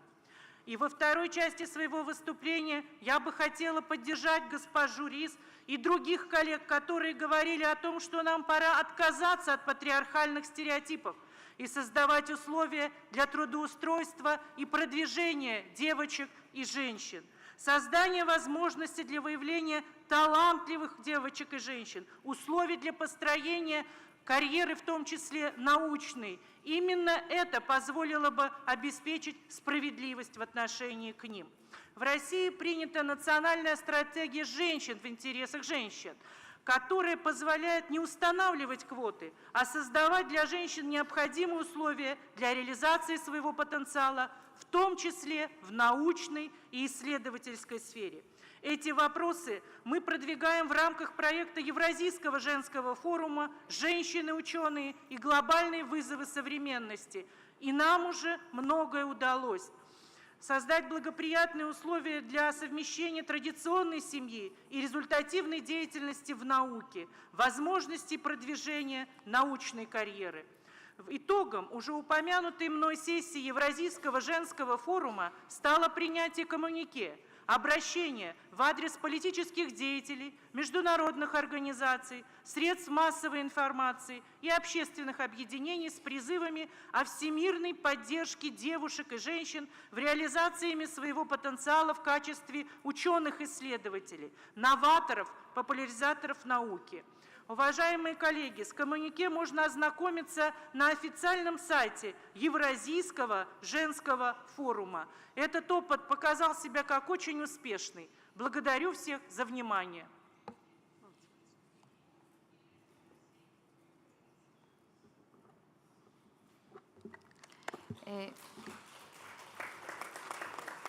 Thank you, Russia. Now I will give Ukraine the opportunity for the reply. You have the floor. Thank you, President. Just a point of order, just to rectify some inconsistencies and basically blatant lies that were just mentioned in this report. The Kherson, Kharkiv, Donetsk, and Luhansk regions are territories of Ukraine. They have been under Russian occupation, some parts of the Donetsk and Luhansk region for over a decade now, and parts of Kharkiv, Kherson just over the last 3 years under illegal Russian occupation as a result of illegal Russian aggression of these territories. And it is very sad that first Russia, a country, allows itself to breach rules of international law and values of IPU, aggresses, occupies, kills, tortures, holds captive, and then comes to this international assembly and asks the international community to respect the rights of the very women it tortures, kills, wounds, and in other ways abuses. Thank you.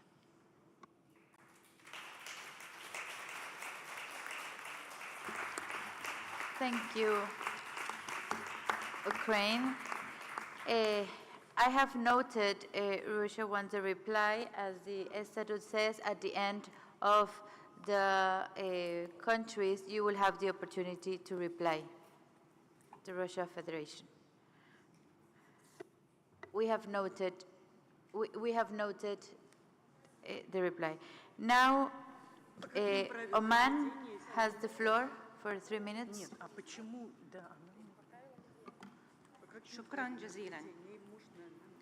تشغل حرب الإبادة الجماعية التي تمارسها قوات الاحتلال الإسرائيلي ضد الفلسطينيين في قطاع غزة وغيرها من المناطق الفلسطينية واللبنانية الرأي العام العالمي، وتأتي النساء في مقدمة المتأثرين سلباً من هذه الحرب غير العادلة، حيث خلفت الحرب أعداد كبيرة من القتلى والجرحى.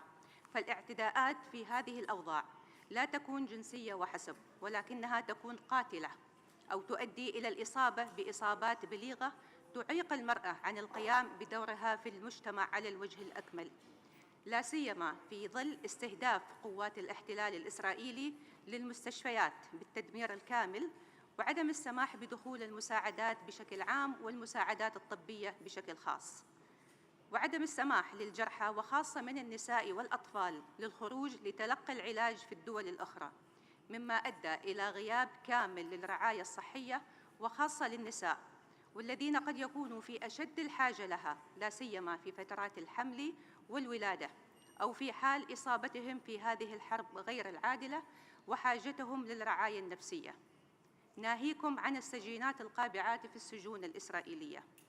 وفي ظل استمرار هذه الاعتداءات وعدم الالتزام بالقرارات الدولية لحماية المدنيين من قبل المحتل الإسرائيلي، بات لزاما أن نتخذ موقفا صارما نعين هؤلاء النسوة في ظل هذه الأوضاع الصعبة. شكرا. Thank you, Oman. Now, and also for respect the time, now is the turn of Ecuador.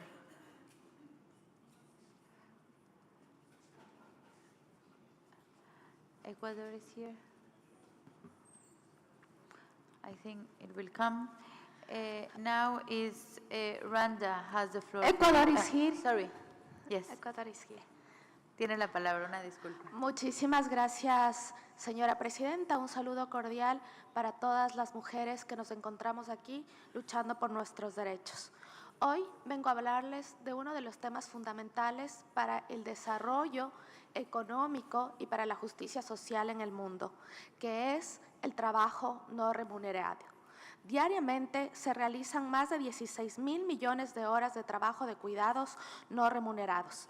Esta cantidad representa aproximadamente el 9% del Producto Interno Bruto Mundial, es decir, alrededor de 11 billones de dólares al año si es que tomamos en cuenta que se paga con el salario mínimo.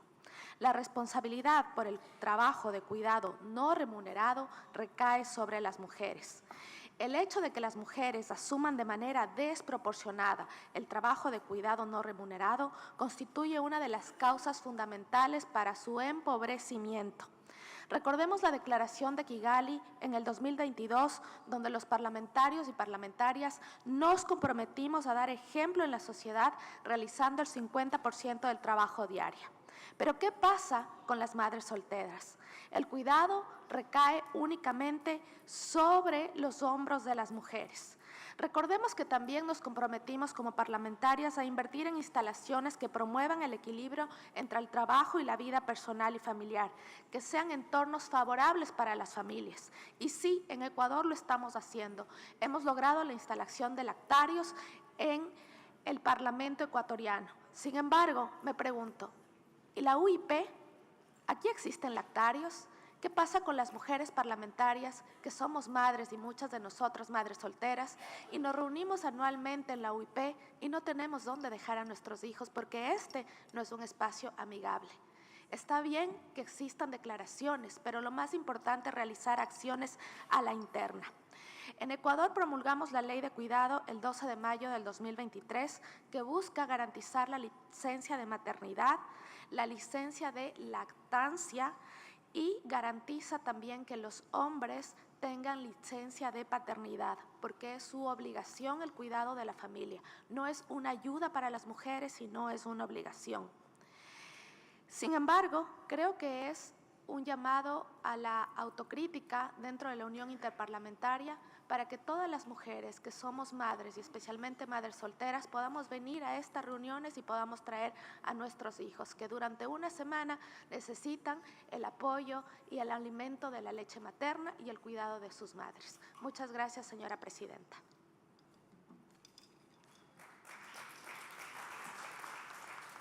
Muchas gracias, Pamela, por esta gran intervención de Ecuador. Thank you so much. Now it's the turn of Côte d'Ivoire. You have the floor.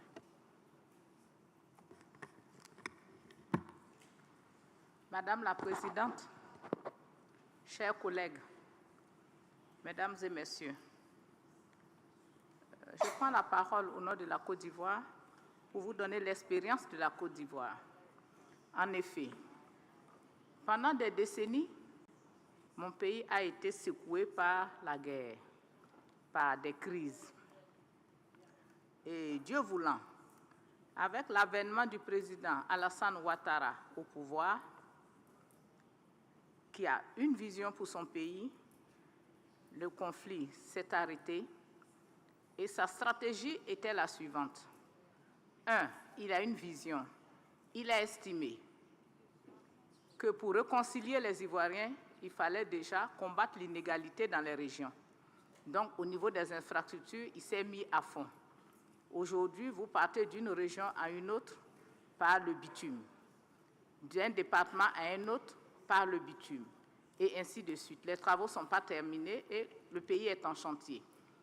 Concernant les femmes, qui sont les victimes de toutes les crises, les filles et les femmes, il faut dire qu'au niveau de la Côte d'Ivoire, beaucoup de choses ont été faites, même s'il en reste encore beaucoup. C'est-à-dire que l'Assemblée a légiféré par rapport à l'obligation de la petite fille d'aller à l'école. Donc la scolarisation de la petite fille est obligatoire en Côte d'Ivoire. Les femmes sont autonomisées. La santé des femmes est prise en compte. Les femmes ont accès à la justice par le truchement des femmes juristes. une organisation de la société civile. Les femmes aujourd'hui sont admises à la gendarmerie, dans l'armée, dans la police, et les femmes sont sous-préfètes et préfètes. Les femmes participent au développement. Le président Ouattara les a transformées en agents de développement, et dans toutes les sphères de décision, nous avons des femmes qui sont nommées. Et au niveau de la politique, il y a un processus qui est en cours, un processus de quotas qui permettent à 30% des femmes d'arriver d'être sur des listes. Ceci pour dire que la Côte d'Ivoire a souffert, les femmes ont souffert, mais aujourd'hui elles sont prises entièrement en compte. Nous avons ce qu'on appelle le Conseil national des femmes, de la femme, qui recense tous les problèmes de la femme. Il y a un dialogue permanent entre la femme ivoirienne, enfin le Conseil national de la femme et l'autorité. Et nous-mêmes, parlementaires, nous sommes régulièrement sur le terrain pour parler aux femmes. Les femmes sont faiseuses de paix et on leur donne ce pouvoir-là. Aujourd'hui, dans les villages, les chefs de village ont une reconnaissance. Et cela est dans la Constitution de 2016. Donc, tout le monde est pris en compte au point où, dès qu'il y a un petit bruit, tout le monde se met en branle pour essayer d'éteindre le feu. Parce que nous avons souffert de la guerre et nous ne voulons plus de la guerre. Je vous remercie.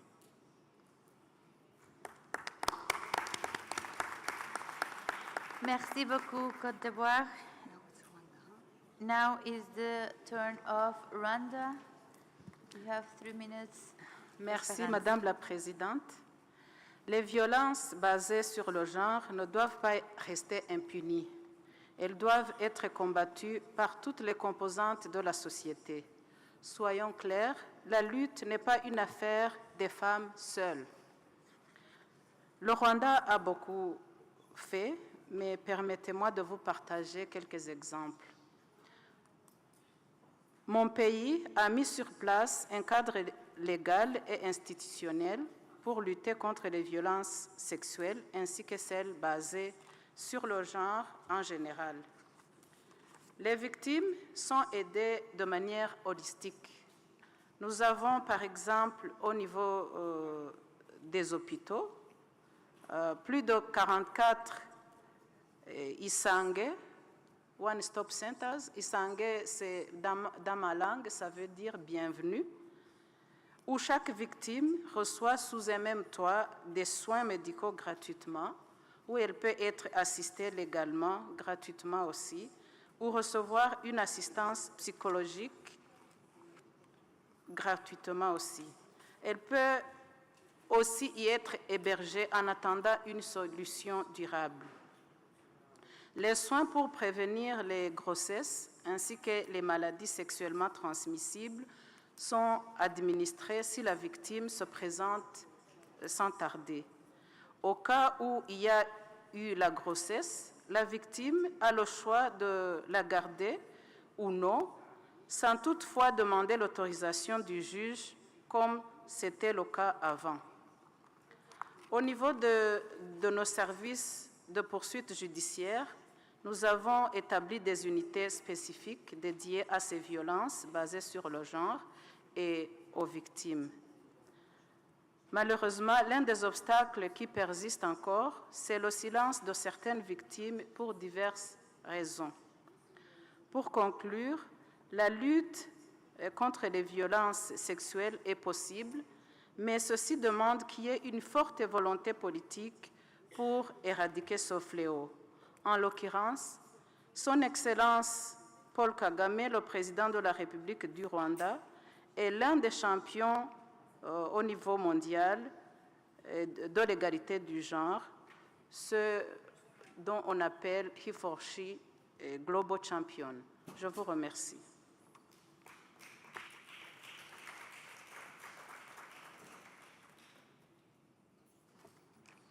Thank you, Rwanda. Thank you, Esperance, for your speech. Now is the turn from Lesotho. You have the floor for 3 minutes. Thank you, Madam Chair, for this opportunity to contribute to this important topic. My country, the Kingdom of Lesotho, was until recently still faced with patriarchal norms that subjected women and girls, in particular victims of gender-based violence and domestic conflict, to no justice or partial justice at best. Today, there's some significant improvement in the delivery of justice. Adding to the list of gender-responsive laws in Lesotho is the Counter Domestic Violence Act of 2022 that does not only include criminal justice to the list, but has graduated to enforcing restorative justice. This law addresses the impunity that was interpreted to be encouraged by the ineffectiveness of the justice system, where for a long time, victims have been left alone to deal with the effects of perpetual brutality. Unavailability of appropriate courts to handle gender-related cases or easily affordable bail conditions exacerbate the helplessness of women and girls, particularly the vulnerable. When cases take forever to be resolved, to the extent that evidence gets misplaced or cases are not handled with the urgency they deserve, this delayed justice undeniably turns into justice denied, leaving the victims once again at the mercy of their perpetrators, degrading them, truly stripping them of their dignity and violating their human rights. Our focus today on violence brought about conflict, both at national and international levels, necessitates having women being represented in post-conflict justice processes, inclusive of the judiciary, towards more responsive punitive measures. However, most importantly, for the female parliamentarians here present, our contribution in influencing international law, our participation in ensuring its domestication, and making effective laws in our respective parliaments that do not only focus on criminal justice but enforce delivery of transitional justice is crucial. Distinguished parliamentarians, Honorable Chairperson, we must objectively address incidents of human rights violations and injustices with a focus on addressing the root causes, striving for reconciliation, peace building, reparation, compensation without compromising justice and impunity, to address all things that have turned nations against each other. Let us reform laws, let us reform institutions, and recommend mechanisms for peace, national unity, and reconciliation suitable for our countries. I thank you, Honorable Chair. Thank you very much, Lesotho. Now is the floor for Turkmenistan. Turkmenistan, you have the floor. Yeah. Thank you very much. Gender equality, one of the most important human rights, plays a key role in ensuring peace and harmony in society and the full implementation of human rights through sustainable development. Showing special respect for the approach and the initiatives put forward by the Inter-Parliamentary Union and the United Nations Women, Turkmenistan consistently implements socially oriented and effective gender policy. The norms of constitutional law of our country, the legal basis of this activity, guarantee the social security for every person, as well as equal rights and freedoms of men and women, equal opportunities for their implementation. The policy of our country pursued in this area under the leadership of the esteemed President of Turkmenistan expands opportunities for increasing the social, economic, and labor activity of women. As you know, in December 2020, with the support of UN, the Women's Dialogue of Central Asian countries was established. Turkmenistan chaired the Women's Dialogue of Central Asia countries in 2022. Our country, within the framework of this organization, successfully cooperated with international organizations and these participating countries in various areas, ensuring gender equality, peaceful and sustainable development, environmental protection, supporting women's entrepreneurship, improving the social protection of women at the legislative and state policy level. Currently, Turkmenistan is a member of the Executive Board of the UN entity for 2022-2024 for gender equality and the improvement of women, UN Women. In order to improve national legislation on issues of ensuring gender equality, the Parliament of Turkmenistan adopted the law of Turkmenistan on the state guarantees of ensuring equal rights and equal opportunities for women and men. I would like to note that in the future, actively participating in the ongoing work in the field of ensuring gender equality, we are always ready to cooperate in this cooperation. Thank you very much. Thank you so much, Turkmenistan, for your participation. Now is the turn for Eswantini. You have 3 minutes.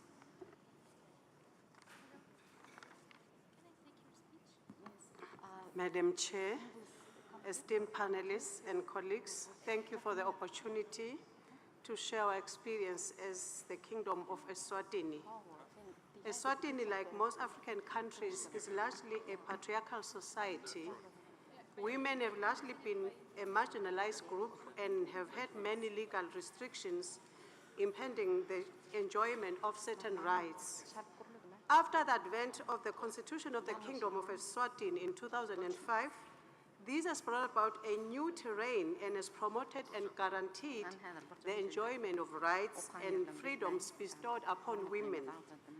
Under our current constitutional dispensation, women enjoy equal treatment before the law as enshrined and guaranteed by Section 20 of the Constitution, which provides that all persons are equal before and under the law in all spheres of political, economic, social, and cultural life in every other aspect, and shall enjoy equal protection of the law. The section further states that a person shall not be discriminated against on the grounds of gender, race, color, ethnic origin, birth, creed or religion, or social or economic standing, political opinion, age, or disability. Madam Chair, women have also been protected against deprivations of property arbitrarily, and the Constitution guarantees the right to own property either alone or in association with others. In the past, a woman was not allowed to own or buy a piece of land. Thus, she had to ask a husband or a boy child, or in extreme cases, ask a brother to assist in that regard, which was unfair in that it was registered under the name of that male relative, and the woman would be at the mercy of that male. In most cases, women lost or forfeited their plots.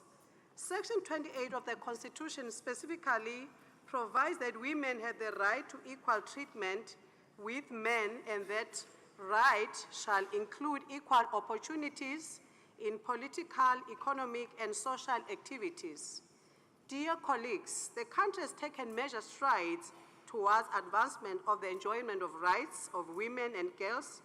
The country has recently enacted a law to protect the girl child from harmful practices, whether cultural or otherwise. The law has also provided for age of marriage concerning women.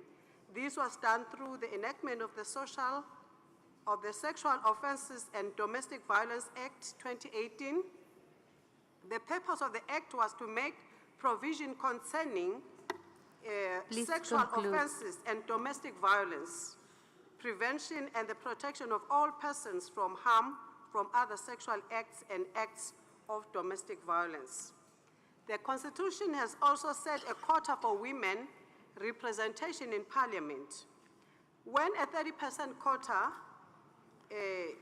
has not been reached from the composition of Parliament after general elections, the Constitution mandates the House of Assembly to form itself into an Please conclude. Electoral college for purposes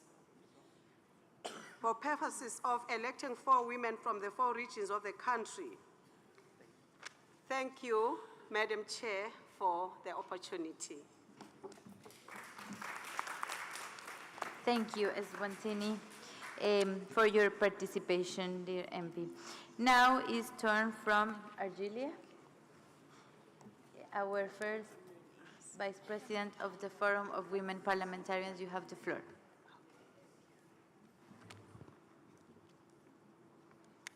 السادة، بسم الله الرحمن الرحيم. شكرا السيدة الرئيسة. أشكر المتدخلات على المداخلات القيمة على هذا الموضوع المهم، المرأة والنزاعات، خاصة في هذه الفترة بالذات وبما يجري في العالم من حروب وانتهاك حقوق الإنسان، وخاصة في فلسطين من طرف الكيان الصهيوني. يعلم الجميع أن النساء والفتيات أكثر ضراراً من صدمات الجسدية والنفسية. الزميلات الفضليات، الزملاء الأفاضل، يعد تحسين وتعزيز الإطار التشريعي الوطني المتعلق بحماية المرأة وتمثيلها ومشاركتها في الحياة السياسية إضافة إلى المصادقة على جميع الاتفاقيات الدولية والإقليمية المتعلقة بالحقوق الإنسانية وحقوق النساء على وجه الخصوص، وهي من بين أهم التدابير المتخذة من طرف الجزائر. إن الجزائر لا تتوانى في المشاركة في كل عمليات السلام وتقوم بمجهودات جبارة في الحلول السلمية القائمة على الحوار.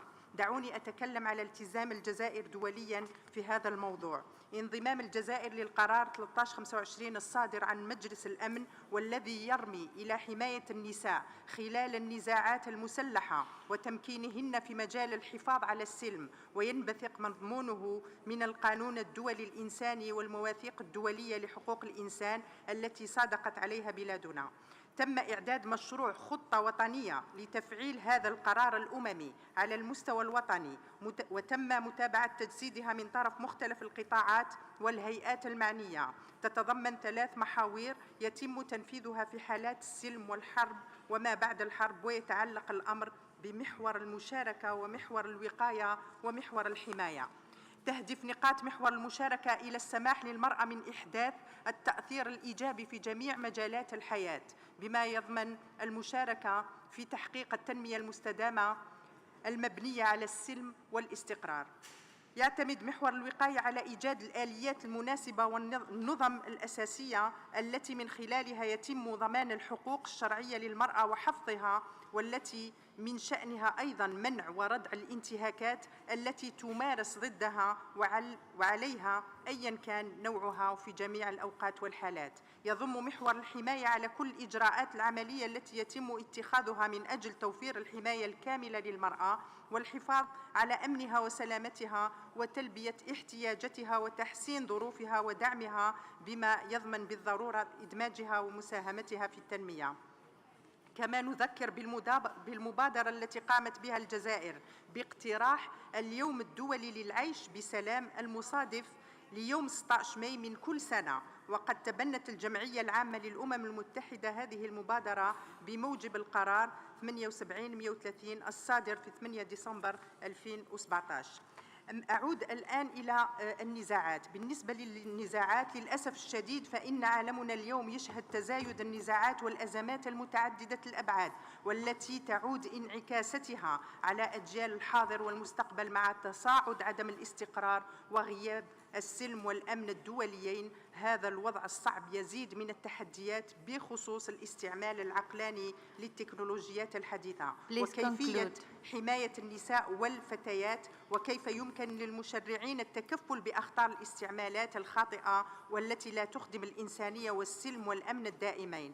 وإن أبرز نزاع يخاطب اليوم إنسانيتنا هو الحرب في غزة، وما يعانيه الشعب أعزل من أبشع أنواع التقتيل والإبادة الجماعية. في هذا السياق لا بد من التأكيد على الدور المهم للبرلمانيات كمشرعين للسهر على تطبيق المواثيق الدولية واحترام الشرعية الدولية بعيداً عن الالتقائية في تطبيق المعايير الدولية وسياسة الكيل بمكيالين في التعاطي مع القضايا الدولية الراهنة، واستخدام حقوق الإنسان كأداة للضغط على الدول بما يخدم مصلحة الطرف دون الآخر. شكراً على كرم الإصغاء، وأتمنى التوفيق والنجاح لأشغالنا هذه. شكراً سيدة الرئيسة. Thank you, Algeria. Now is the floor for Australia, also member of the Bureau of Women Parliamentarians. You have the floor. Thank you very much, Chair. And I wanted just to speak briefly and give a quick reflection of what we've heard, the amazing things that we've heard here today.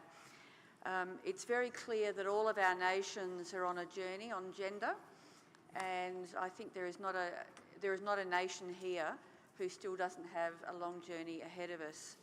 I certainly know from Australia's perspective, we do have policies on women, peace and security, but the point that one of the speakers made before I think was very important, and that is this starts with our own attitudes in our own nations to women. And the reflection that I have is that in Australia we still have a long way to go, not just for gender equality, but also respect for women and violence against women. So I think the fact that today we've had so many really powerful contributions, and in a world that is very divided, we've had many women speak here today, and it's been done with great peace, with great respect, but also with great power. And I think, Madam Chair, the fact that we're going to be discussing this issue into next year, I think if we can capture many of the lessons and the observations and the experiences from many of the people who gave interventions today, there were two themes that came through that we can work together on. One is how we can support each other with our own domestic agendas for gender equality and respect, but also how we as a multilateral organisation can work together to bring to life the protection for women in war.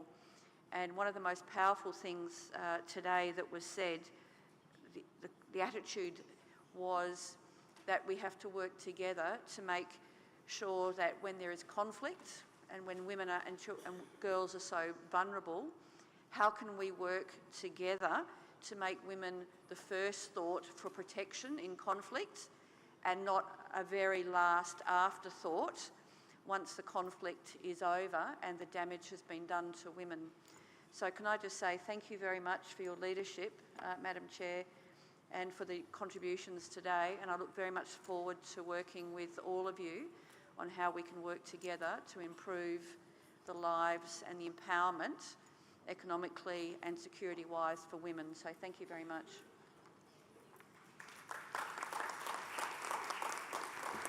Thank you, Ms. Reynolds, a member of the Bureau of Women Parliamentarians. Now we have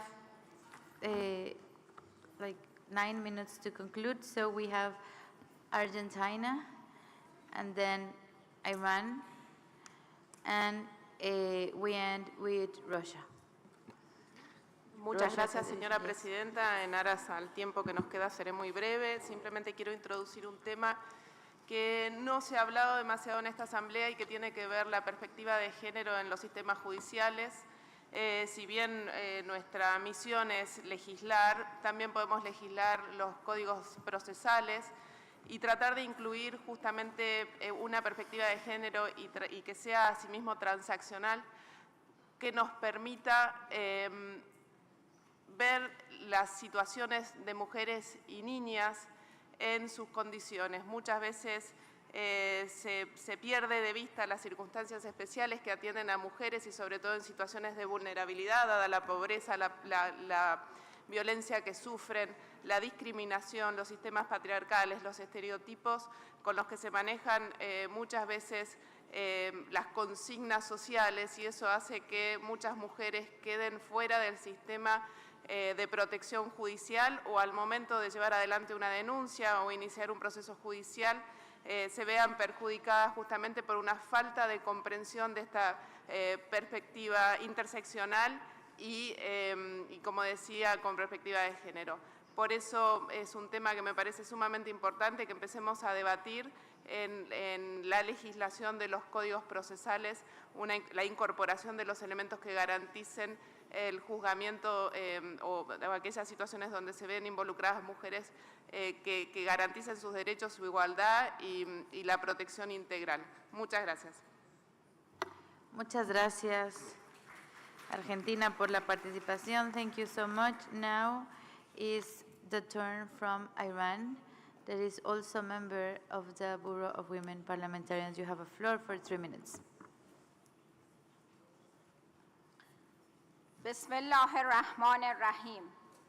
رئیس محترم و نمایندگان محترم، از اینکه فرصت را در اختیار ما قرار داده اید که نظرات و تجارب خود را در زمینه موضوع مهم ارتقا و حفظ حقوق زنان و دختران، تأمین عدالت و صلح پایدار با همکاران خود در دیگر کشورها تسهیم نماییم قدردانی می‌کنم.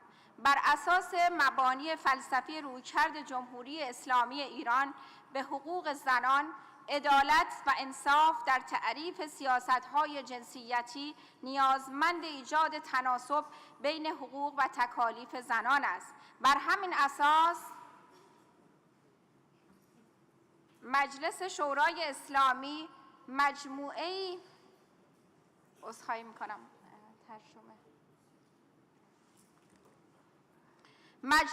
از قوانین حمایتی برای ارتقاء زنان و دختران از جمله قانون حقوق و مسئولیت‌های زنان در نظام جمهوری اسلامی ایران را در سال 2004 تصویب کرده است.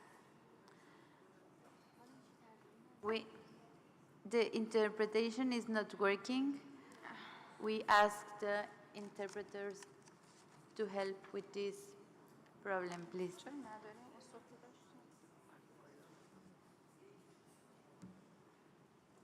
Okay, continue. ما اعتقاد داریم که صلح پایدار در سطح بین المللی نیز از طریق همکاری بین المللی، فراهم کردن محیط بین المللی مطلوب، ایجاد فرصت‌های برابر، احترام به تنوع فرهنگی و دوستی بین پیروان ادیان، فرهنگ‌ها و تمدن‌های مختلف حاصل می‌شود. همچنین مقابله مؤثر با تروریسم از اشکال دولتی و غیر دولتی آن برای تأمین صلح پایدار برای جوامع انسانی از جمله زنان و کودکان که معمولاً آسیب‌پذیرتر هستند ضروری است. در این زمینه توجه ویژه نشست را به وضعیت زنان و کودکان در فلسطین، لبنان و سوریه جلب می‌کنم که سالهاست قربانی تروریسم دولتی رژیم صهیونیستی هستند. مقابله با این وضعیت و تأمین صلح پایدار در منطقه غرب آسیا نیازمند پذیرش مسئولیت همه دولت‌ها و سازمان‌های بین‌المللی است. رژیم صهیونیستی مرتکب جنایات فجیع و نقض فاحش و نظاممند حقوق بشر و نقض قوانین حقوق بشر دوستانه مربوط به حقوق زنان و کودکان در زمان جنگ شده است.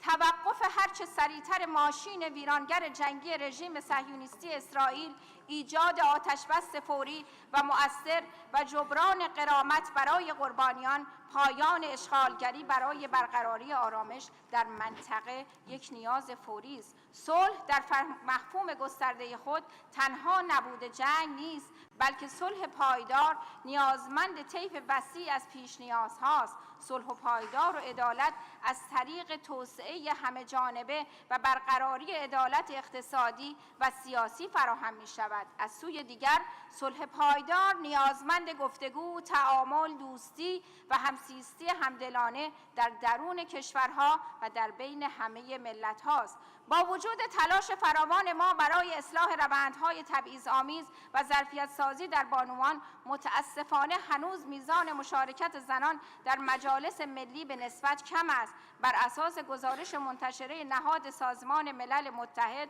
در سال 2024 زنان تنها 27% از کرسی‌های پارلمان‌های ملی و 35% از کرسی‌های دولت‌های محلی را در اختیار داشتند. ما به عنوان نمایندگان مجلس ملی از یک سو وظیفه داریم با تدوین و تصویب قوانین حمایتگر به نفع حفظ کرامت و پیشرفت زنان و دختران زمینه‌های حقوقی لازم را برای صلح پایدار و عدالت اجتماعی فراهم کنیم و از سوی دیگر به عنوان کارگزاران مجالس ملی در اجرای وظایف نظارتی این مجالس باید با رویدادها و روندهای اجرایی در درون دولت و دستگاه‌های مجری قوانین نظارت مستمر و مؤثر داشته باشیم.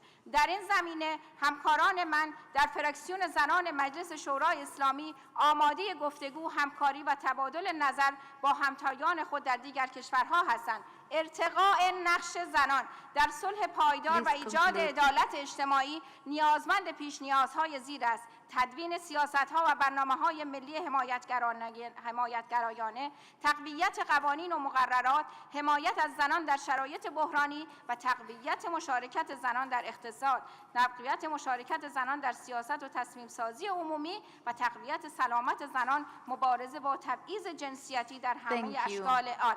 در نهایت باید گفت ایجاد حفظ و صلح پایدار و عدالت فراگیر از طریق افزایش مشارکت و ارتقاء جایگاه و حقوق زنان یک وظیفه انسانی و یک مسئولیت جدی برای مجالس و دولت هاست و این مهم جای با مشارکت همه و تبادل نظرات و تجربیات محقق نمی شود. با تشکر. Thank you so much, and sorry, but we are just finishing. Thank you for your participation. Now we have concluded the list. We are going to give Russia Federation. You have the floor for 3 minutes as they ask to have a second speak. Спасибо, уважаемая госпожа председатель. Россия была и остается субъектом международного права. Мы соблюдаем все международные обязательства. Уважаемые коллеги, хочу напомнить, что Луганская и Донецкая республики, Херсонская и Запорожская области вернулись в состав России в результате всенародного референдума, добровольного волеизъявления народа.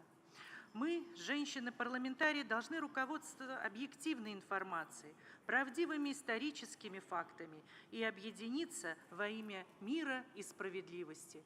Уверена, что совместными усилиями мы сможем это сделать. Благодарю за внимание.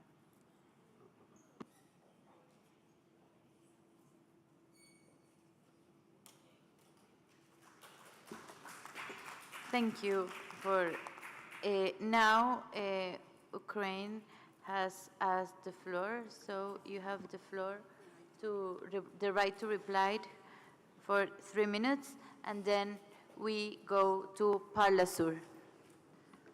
Dear colleagues, it will take me just 1 minute, and it will not be a political reply, but a personal one. I have missed the last parliamentary assembly of the IPU because I was giving birth to my baby. She is here with me. She is 9 months old, and her first night she spent in the bomb shelter in the center of Kiev, in the maternity wing of the hospital.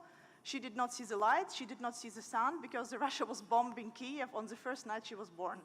And I was thinking that no woman in the world should give birth in the bomb shelter, and no baby in the world should spend the first night and the first day in the bomb shelter of the cold, hospital maternity wing, while the Russian missiles are flying around my hometown. So it's a very personal topic for me. I don't want to make it about Ukraine and Russia. I want for us to think about the mechanism how to stop any nuclear state in the world terrorizing the whole region and the whole world, because there are 3 IPU resolutions which we all voted on, where we recognized that Russia has annexed illegally Ukrainian territory, and we asked and demanded Russia to stop the war and to stop the aggression. And Russia did not comply with those IPU resolutions. The ladies who are speaking right now from Russia, they voted for these territories to be annexed, and they voted for the Russian aggression to start. They do not respect IPU resolutions. They do not respect UN resolutions. We're in the building of the UN, and UN has voted a General Assembly resolution to stop the Russian aggression. No country in the world should suffer that. No baby in the world should suffer that. Let us think of the mechanisms to influence those countries and to implement international law and international order. Thank you.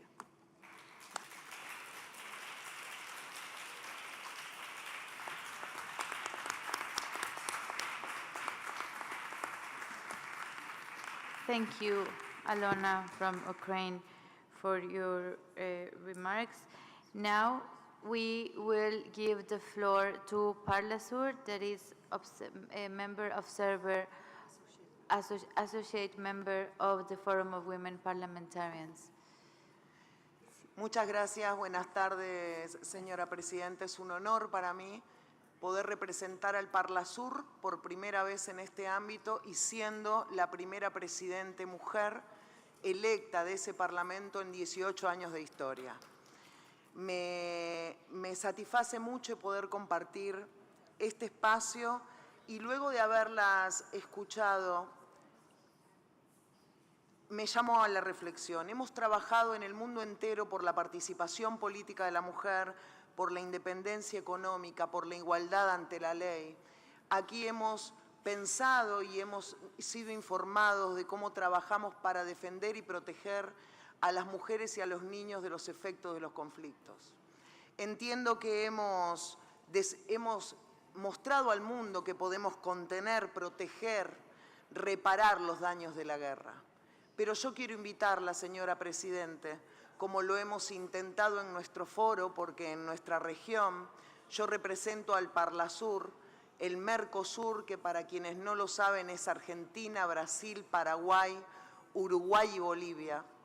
Invitarlos a que pongamos en la agenda el verdadero factor del cambio de las mujeres, y es bregar, además de lo que estamos haciendo por los efectos terribles que los conflictos bélicos dejan en mujeres, niños y en la humanidad completa, es luchar y poner en agenda que la mujer tenga un papel preponderante en el restablecimiento de la paz, que podamos tener participación en la negociación, en la redacción, en la participación de acuerdos de paz. El verdadero cambio de la mujer está en poder restablecer la paz en el mundo. Creo que este punto hay que incorporarlo por medio de la diplomacia parlamentaria y aprovechar estos espacios en la legislatura y en los organismos internacionales, que el papel de la mujer empiece a ser cada vez más fuerte en el restablecimiento de la paz. Quizá, y por qué no, así como de la resolución 1325, hoy estamos a 24 años, ¿por qué no dentro de 24 años, si empezamos a trabajar las mujeres por el restablecimiento de la paz y tenemos ese espacio, podremos decir que ya no tenemos 56 conflictos armados en el mundo con 92 países involucrados? Nada más y muchas gracias, señora Presidenta. Muchas gracias, Presidenta del Parlasur, por estar aquí con nosotros. Thank you so much. And now we will end this panel. Then we have a few minutes for another topic. But now we end this debate with the video message of the delegation of Myanmar, that is member observer of the Forum of Women Parliamentarians. So let's see. Dear honorable members of Parliament, sister and solidarity for democracy and peace, I am Dr. K. Suzuki, a re-elected lower house Union Parliament member from Myanmar. I am speaking on behalf of the Myanmar Women Parliamentarian Network, which is comprised of over 100 elected female representatives in response to the 2021 military coup. We are working for peace, justice, and the return of democracy. Since the coup, Myanmar has faced tragedy, executions, and lawful arrest, tortures, mass killings, property destructions, and targeted airstrikes on essential facilities. Despite these adversities, women and girls in Myanmar have been at the forefront of protests, activism, and resistance, leading the civil disobedient movement, joining civilian protection efforts, and undertaking humanitarian work. Their participations challenges existing gender norms and show women can be powerful change agents. Regardless of the challenges, like limited resources and communication hurdles, our network has made significant strides. We've collaborated with both the executive branch and civil society to meet citizen needs through effective administrations and service delivery. Our efforts include working with the Ministry of Women, Youth and Children to enforce policy protecting women and girls and promoting women's peace and security. We also ensure women's needs are prioritized in humanitarian relief through coordination with the Ministry for Humanitarian Assistance.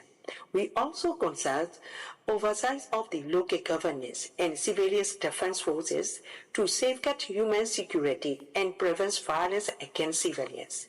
Our activities include documenting sexual violence in conflicts for UN transitional justice efforts and conducting research on women post-school political experience to ensure their participation is recognized. Crucially, we maintain constant engagement with citizens through regular town hall meetings and daily interactions. Over the decades, the regime has faced no consequences for its countless violations against its own peoples, especially ethnic minority. It lets them to our doorstep, force us out of our home, threaten our lives, strip us of our rights and political freedom. Yet, we stand before you as a group of determined women fighting for our rights and representation. Thank you very much. Thank you, Myanmar. So now, thank you, dear panelists and dear colleagues, for all your contributions. I believe that we will leave this forum with a wealth of new ideas of how we can best contribute as parliamentarians to securing successful implementation of institutional reform and long-term quality of peace. So thank you so much. We will continue. Now let us hear the report of the discussion of the draft resolution. I invite, yes, dear colleagues, just tell them. Yes, sorry.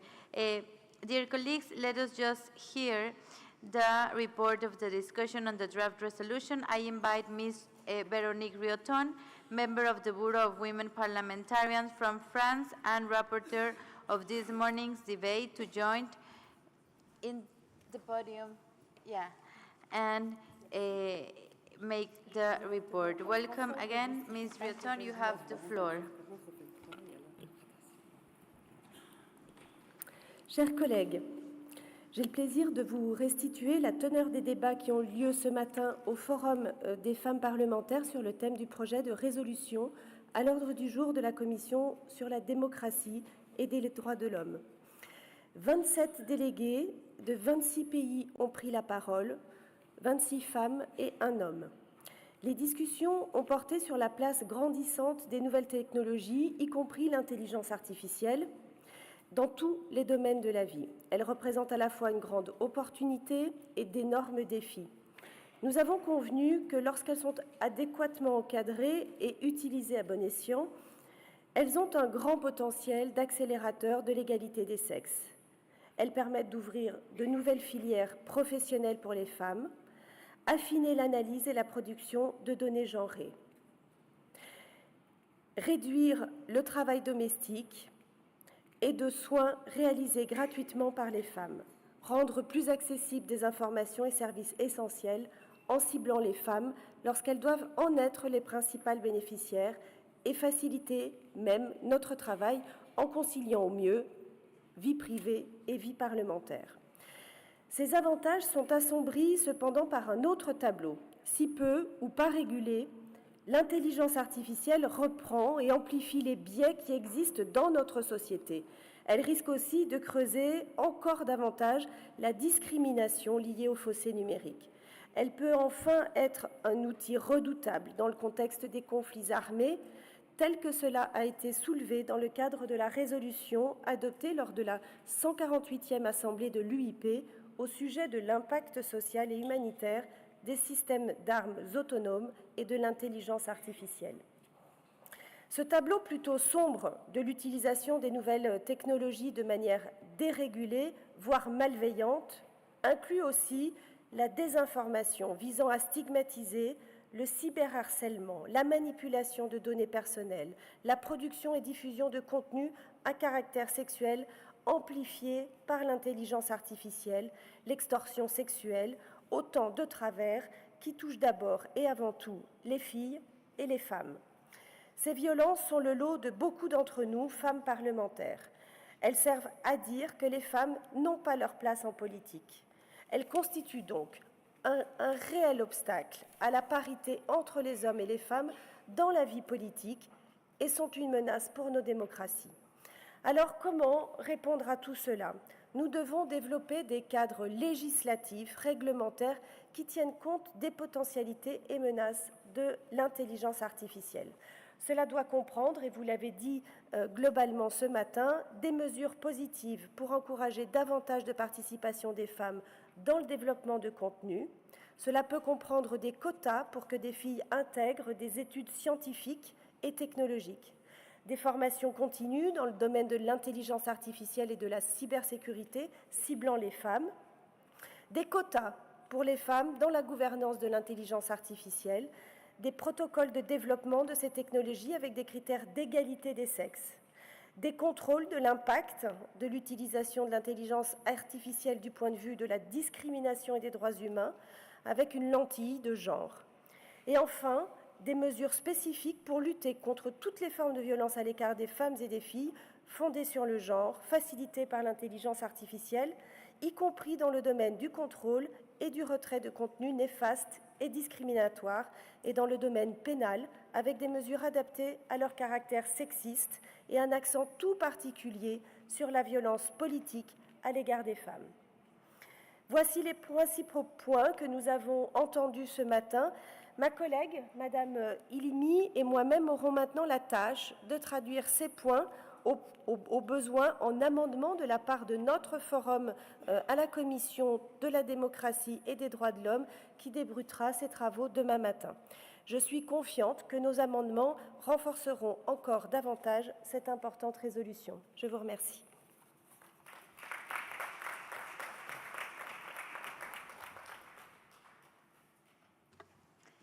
Merci beaucoup, Véronique Rioton. Thank you so much. Member of Parliament, Mayor Véronique Rioton, you have done an excellent job summarizing the very useful recommendations for the discussion, so congratulations. I now invite the Forum to adopt the report of the rapporteur. We will draft some amendments to the resolution to be presented to the Standing Committee on Democracy and Human Rights. So we adopt the rapporteur by acclamation.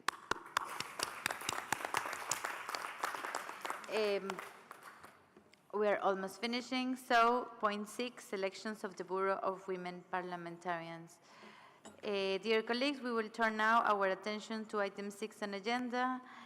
The Forum of Women Parliamentarians is required to fill the vacant seat of the Bureau of Women of one regional representative for the ARA group, ends term March 2027, to replace Ms. Ramadan from Kuwait due to the fact that the Kuwait Parliament was dissolved on 10 May 2024. Second, one regional representative from the Asia Pacific group, end of term March 2027, to replace Ms. Siriveng Chapun from Thailand, who is no longer a member of Parliament. 3, one regional representative from Eurasia Group, end of term 2025, to replace Ms. Vasilevich from Belarus, who is no longer member of Parliament. So I call on the Secretary of the Forum, Ms. Zeina Hilal, to let us know if nominations were submitted to the Secretariat. You have the floor. Thank you, Madam President. Dear members, indeed, we have received 2 candidatures, one for the vacancy to fill the vacant seat on the Arab group, and the nomination by the Arab Geopolitical Group is that of Ms. Reem Mashawi, Member of Parliament from the Republic of Tunisia.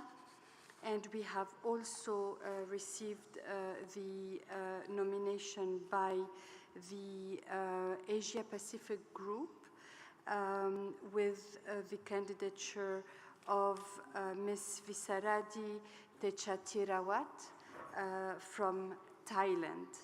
However, Madam President, dear members, we have not received a candidature to fill the vacant position for the Eurasia group on the Bureau, and this position will remain vacant. So to repeat, the two candidates, one for the Arab Geopolitical Group, Ms. Reem Mashawi from Tunisia, and one for the from the Asia Pacific Group, Ms. Visaradi Techatirawat from Thailand.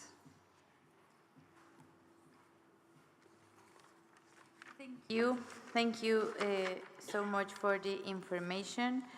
So I would like to proceed with the election of both members.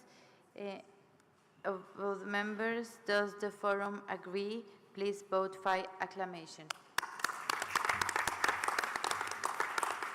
Let me just ask if they are here, both members. Well, we will send the respective communication. Welcome to the forum. Now, point 7, that is the last one.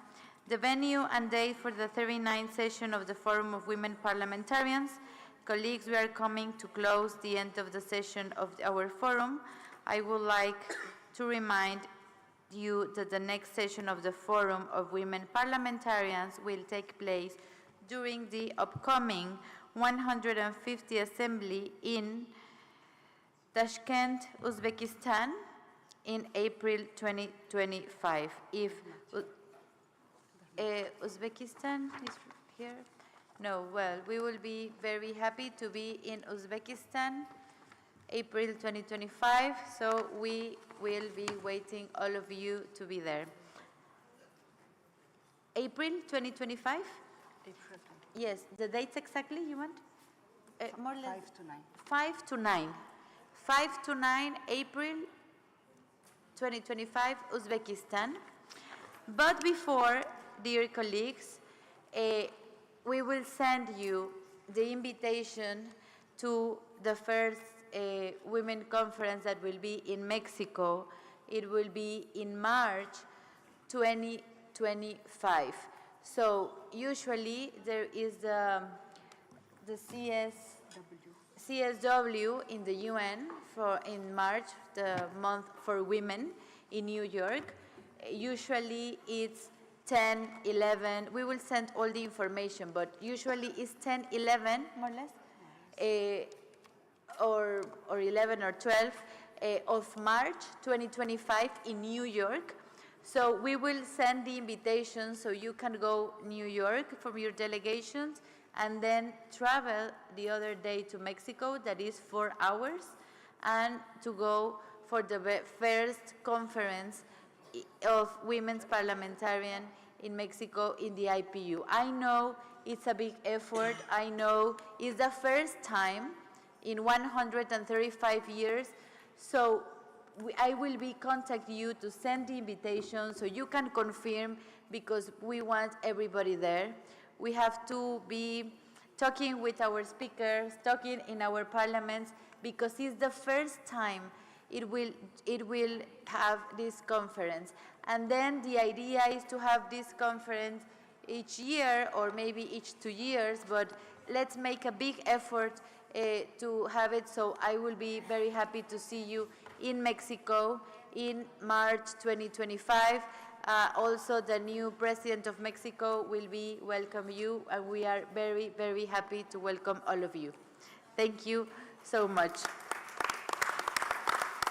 And I wish to thank you also for your hard work and participation in this 38th session of the Forum of Women. We have a WhatsApp group that I try to go place by place so you can join. If someone is not in the WhatsApp group, you can contact me. Now we have almost 180 members. So it's a big effort that we are all together. If someone wants to join, you just tell me. And also to tell you that in this assembly, we will be talking about the amendments. So I just want to thank all of you, the Bureau, because the amendments that we did it for this assembly to have gender balance in the committees, to rotation in the presidency, recommendation to rotate the president, men and women, not mandatory, but try to recommend turn the gender, all gender equality in the delegations. It's a big effort of all of you. So thank you so much. It has been a great pleasure to chair it, and I wish you a fruitful 149th Assembly in Geneva, and I declare the 38th session of the Forum of Women Parliamentarians adjourned. Thank you so much.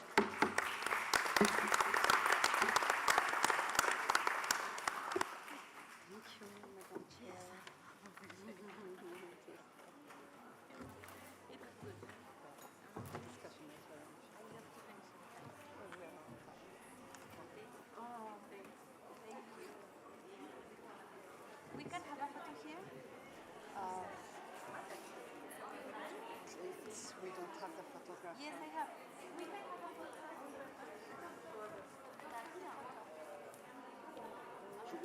Marvin, could we take a photo? Yes. It was very well chaired. If you want to join the photo, you can come to the front.